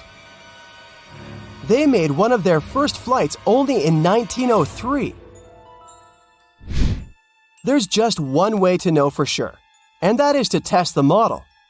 But you know, the ancient museum in Cairo would unlikely let one of their cherished exhibits fly around like a toy. That's why glider designer Martin Gregory built a similar model, this time of balsa wood, and concluded that even with the missing tailplane, the plane wasn't much of a flyer. Case solved? Not really. This didn't sound convincing enough to the History Channel, so they invited an aerodynamics expert to build another replica of the bird. He tested it in weather conditions similar to those in Egypt and was impressed with the little plane's abilities. So, if they did invent the prototype of a plane back in the times of pharaohs, it would be a good example of an oupart. That's an out-of-place artifact, an object that's way ahead of its time in terms of technology or history. And the Saqqara bird isn't the only example of such a revolutionary concept.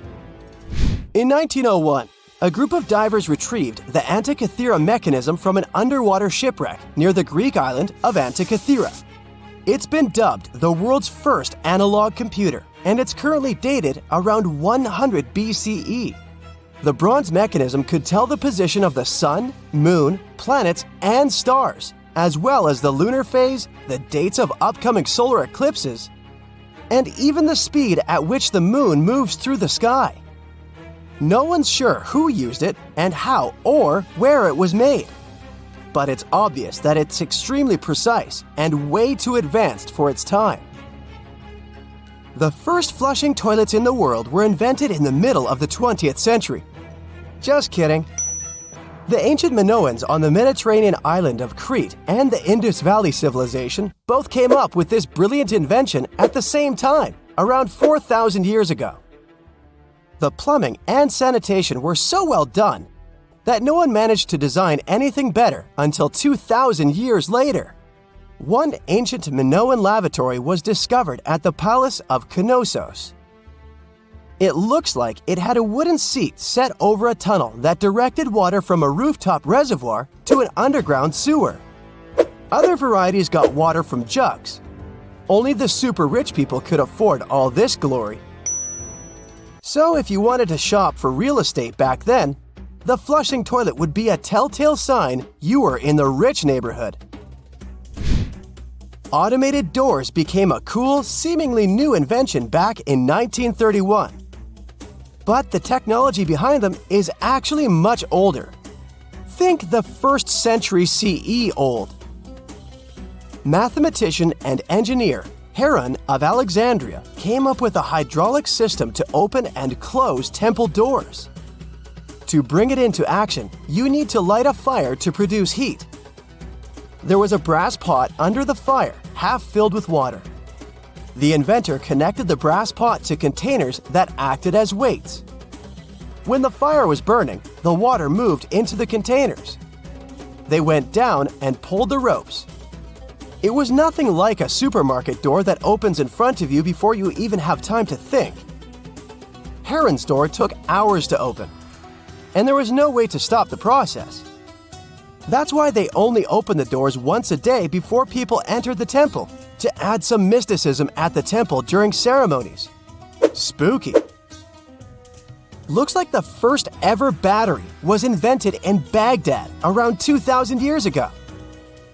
A German archaeologist found this oval-shaped clay jar in 1938. Scientists are still not sure what purpose it served and who exactly invented it. There is a theory that it was used for electroplating objects with precious metals. When they filled it with a weak acid like vinegar, the battery produced around 1 volt of electricity. Another theory says it was a vessel for sacred scrolls. Would you like to buy contact lenses designed by Leonardo da Vinci himself? In 1508, he invented a glass lens with a funnel on one side. You were supposed to wear it with water inside to improve your vision.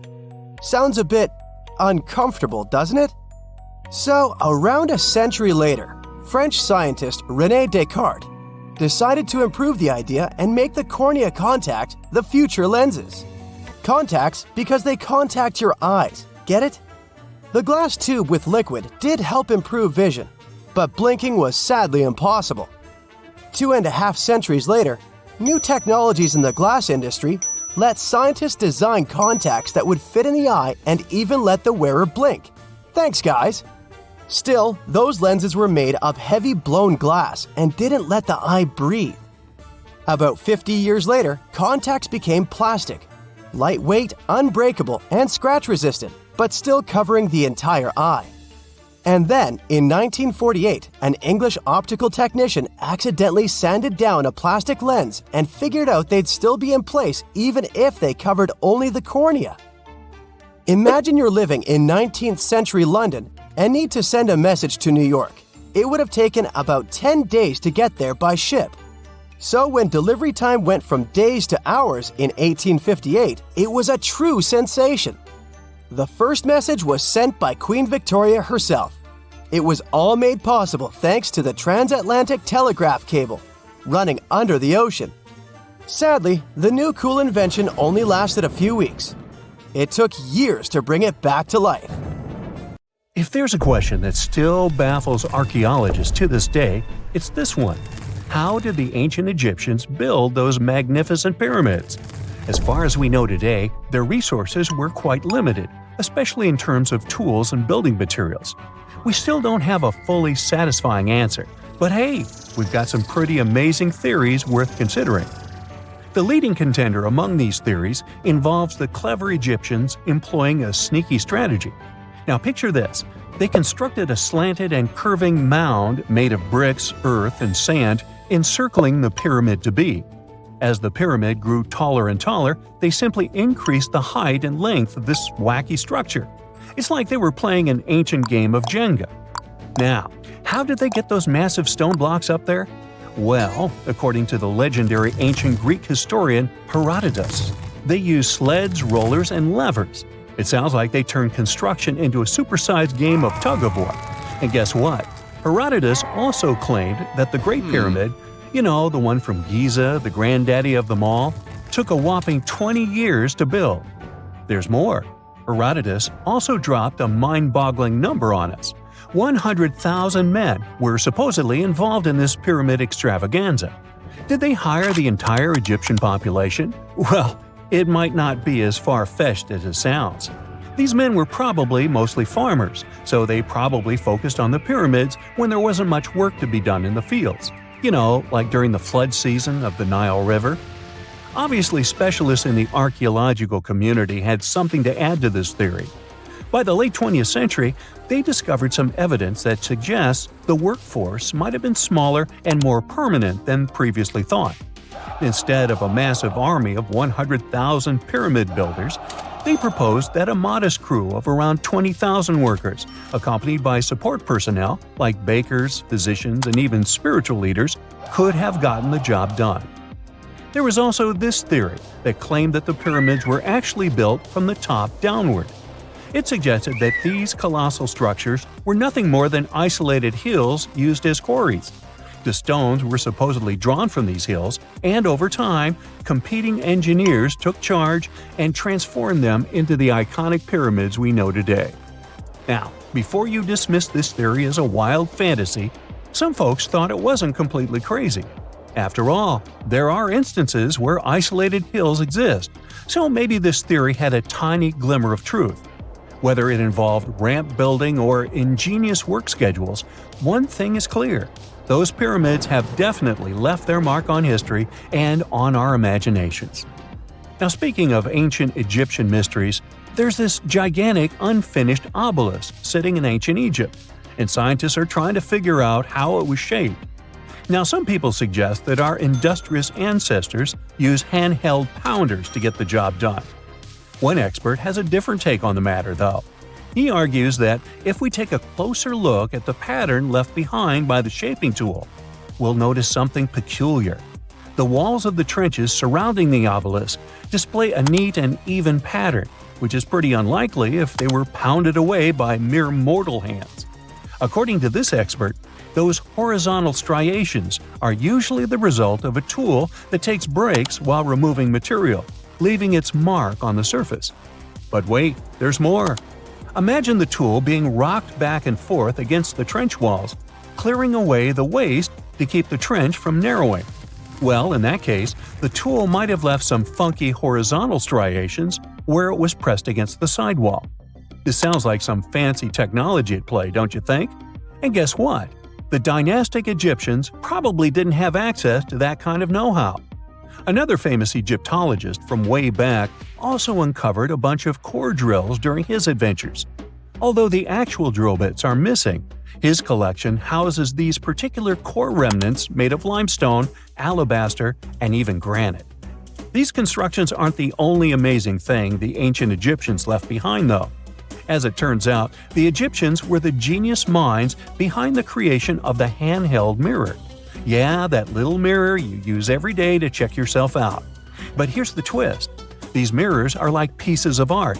They were decorated with inscriptions and figures. But that's not all. The Egyptians had a serious concern with their appearance. They knew the importance of personal hygiene and looking fabulous.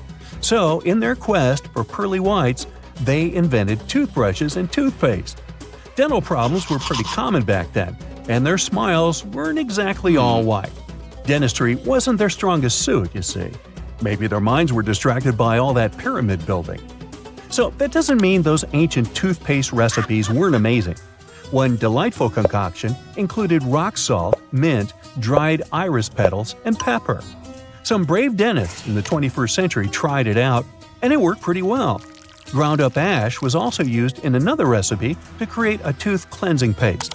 Mint was missing, so that didn't do much for their breath. That's when the genius Egyptians came up with the world's first breath mints. They made tablets from heated spices like cinnamon, and they mixed it with honey. Now, let's shift gears to home decor, Egyptian style. They surely took ornamentation to the next level. While the concept of decorating furniture started in Mesopotamia, the Egyptians cranked it up a notch. They went all out with different colors of ink and even developed various weights of paper. Oh, and let's not forget about those cute little area rugs we all have in our homes today. Guess who came up with the idea? Yep, the Egyptians. They used the versatile papyrus plant to make those cozy rugs. And speaking of trends, the Egyptians loved their knickknacks. They had an assortment of small figurines in the shapes of cats, dogs, and people. These statues were made from various materials, like simple sun-dried mud to the ultimate bling of gold. It all depended on how loaded you were. The Egyptians were also all about farming, and they knew that clean water was crucial for their crops and animals. That's why they came up with some nifty inventions and techniques to make sure their land was fertile and their plants were happy. First off, they had the genius idea of using ox-drawn plows. They had two types of plows, heavy and light. The heavy plow would strut its stuff, cutting deep furrows in the soil, while the lighter plow followed behind, fluffing up the earth. But they didn't stop there. After plowing, the Egyptians would break up clumps of soil and sow the rows with seeds. To give those seeds a good old squish into the furrows, they'd march their livestock across the field, effectively closing up the furrows. But hey, all that hard work would be pointless if their seeds were as dry as the Sahara. That's where irrigation comes into play. The Egyptians were so good at it that other cultures, like the Greeks and Romans, couldn't help but copy their techniques. Now let's switch gears and talk about the marvelous architecture of ancient Egypt. These folks weren't just skilled farmers, they were also architectural maestros. They built these fancy canals to carry water to farms and villages, and boy, did they know how to make those canals look pretty. Just imagine strolling along a canal lined with ornate structures. The pharaoh Ramesses the Great was quite the overachiever when it came to construction. One of his mind-blowing creations was the construction located at Abu Simbel. This building was designed so that twice a year, the sun would shine directly into it and illuminate the statues of Ramesses. And let's not forget about the corbelled arch. Without this architectural gem, we'd be missing out on some mind-boggling structures like the Great Pyramid. The Egyptians knew how to make things stand tall and proud, thanks to their engineering and construction wizardry. They built grand halls and inner sanctums that make your jaw drop, and some of these temples doubled as astronomical observatories. You're walking down the street. You see a strange-looking antique shop called Ageless Trinkets of Mr. Bright. You're curious, so you enter there. You take a look at all the weird stuff. Suddenly, an old folded parchment paper catches your attention. It's a world map, but something's off with it. Instead of showing the countries as you know them, it shows the locations of 4 mythical lost worlds and civilizations. Mr. Bright, the shop owner, comes next to you after realizing your shock. This map won't let you find these places or anything, but I can explain to you the legends behind them if you want, he says. Let me begin with Atlantis. You might know it as Aquaman's underwater kingdom, but Atlantis, the fictional island, was actually first introduced in 2 of Plato's works. According to him, Atlantis was a highly advanced civilization that existed about 9,000 years before his own time, and its story had been passed down by poets, authors, and others. He wrote about Atlantis and its citizens to give a moral lesson and to teach about the dangers of arrogance, as well as the eventual downfall of those who are after too much power. In his dialogues, Plato stated that Atlantis was a great and powerful empire that was respected in all parts of the world.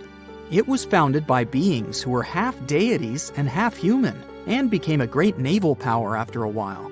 Being an island filled with gold, silver, and other precious metals certainly helped their case. But besides that, it was also known for its breathtaking architecture and state-of-the-art technology, as well as its countless rare and exotic wild animals. Atlanteans were proud of their great achievements and the perfection of their civilization, but their excessive pride was going to bring their downfall. They believed they were so superior that they could gain control over any nation. This led them to launch a series of invasions. They conquered many of the Mediterranean lands, but when it was time to enter Athens, Athenians pushed back with an extraordinary force, so the Atlanteans were finally defeated. Plato stated that deities then got angry at Atlanteans because of how wicked, greedy, and immoral they became. So they punished them by sending earthquakes, which caused Atlantis to sink beneath the sea. Although the earliest written records of Atlantis were Plato's works, some people still believed his story to be based on truth and tried to identify the island of Atlantis with actual countries. Some people suggested it may have been located in the Mediterranean Sea, near the coast of Spain or Italy. Others thought it may have been located in the Caribbean, off the coast of Central or South America, but there was no solid evidence to support any of these claims. One theory, in particular, seemed more plausible than the others, though. Located in the Aegean Sea, the island of Santorini was the home of a highly advanced Minoan society. However, due to a huge volcanic eruption, it was destroyed about 3,600 years ago, causing the Minoan civilization to suddenly disappear. These similarities between the fictional Atlanteans and the historical Minoans made Santorini a good candidate for the speculations. Yet again, there were still major flaws with it, such as how the time when Plato said Atlantis was destroyed doesn't coincide with the time of Santorini's eruption. So Atlantis still continues to be regarded as nothing more than a popular legend in the scientific world. Now, let's move toward the northeast direction on the map, Mr. Bright says. According to Celtic Breton mythology, there once was a magnificent city called Ys, also known as Caris, that towered over Douarnenez Bay in France's Brittany region. It was the most wealthy city in the entire Atlantic. It was especially famous for its beautiful gardens and buildings, and its citizens were all living comfortably and happily there. Dahut, who was King Bradlon's daughter in Breton legends and literature, had a deep love for the sea. She begged her father to build a city at the edge of the sea, and that is how the city of Ys was established. Little did she know that she would be the one responsible for the destruction of her father's beloved gift. You see, since the city was surrounded by the sea, it needed to be protected by a dike equipped with floodgates, and these gates could only be opened at low tide. And the only one who had the keys to these gates was the king himself. One day, a handsome red knight arrived at the city, but couldn't pass the gates. Dahut was so taken by him that she wanted to let him in. She knew that her father was the keeper of the only key to the city, so she sneaked into his room and stole it from him. Then she gave it to the Red Knight so that he could enter the city and they could be together. However, the Red Knight turned out to be the Prince of Darkness, and he intentionally left the gate open to the raging sea. The waves soon swallowed all of Ys. King Gradlon was able to escape on his magical horse, but Dahut couldn't. She turned into an evil mermaid who lured sailors into the sea. Today, if you go to Quimper, a city in Brittany, northwest France, you can find the statue of King Gradlon riding on his horse. Although the city of Ys is a legend, Brittany coast locals believe that on the days when the waters are calm, you can still hear the tolls of the city bells deep under the sea, if you listen carefully. Mr. Bright then points at the Indian Ocean on the map and says, "Now, have you heard about Lemuria?" Back in the mid-1800s, a few scientists suggested that there was once a continent that existed in the Indian Ocean, somewhere close to the south of modern-day Sri Lanka. The first one to popularize this theory was the British lawyer and zoologist Philip Lutley Sclater. In his paper, The Mammals of Madagascar, he stated that he found lemur fossils in India, and not in Africa.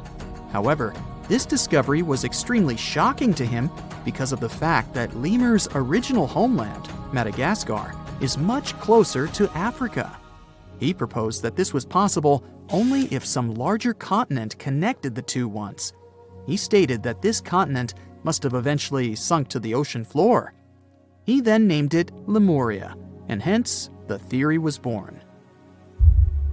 People who came after Sclater took his theory a step further and thought that Lemuria was also the home of an extinct race of humans called Lemurians, who had 4 arms and enormous bodies, and were also the ancestors of modern-day humans, as well as lemurs. Of course, as new scientific discoveries were made on plate tectonics, evolution, and the study of DNA, the theories regarding the fictional continent called Lemuria were debunked. The last fictional land on the map is Agartha, Mr. Bright says. Taking its roots from Eastern mysticism, one legend says there's a kingdom called Agartha that is located deep beneath the surface of the earth. It's where all 4 corners of the world are connected by paths and tunnels. It is said that there's a secret entrance into Agartha hidden in the Gobi Desert, and it's built by Agarthans themselves using advanced technology that can't be detected by us, the surface folks. According to some beliefs, Agartha exists to counterbalance the energies of those who live above the surface. While we live in a state of rush and heightened emotions, this world beneath us is the total opposite. Some even say that those who escaped Atlantis fled here to continue their lives inside the Earth's core. And yet, others think it's actually a land that's crawling with all kinds of monsters. But there's no need to be scared, since modern science proved Earth's core is not actually hollow and is a solid hot iron ball. So you can cancel your journey plans to the center of the Earth if you've made any. Thanks, Mr. Bright.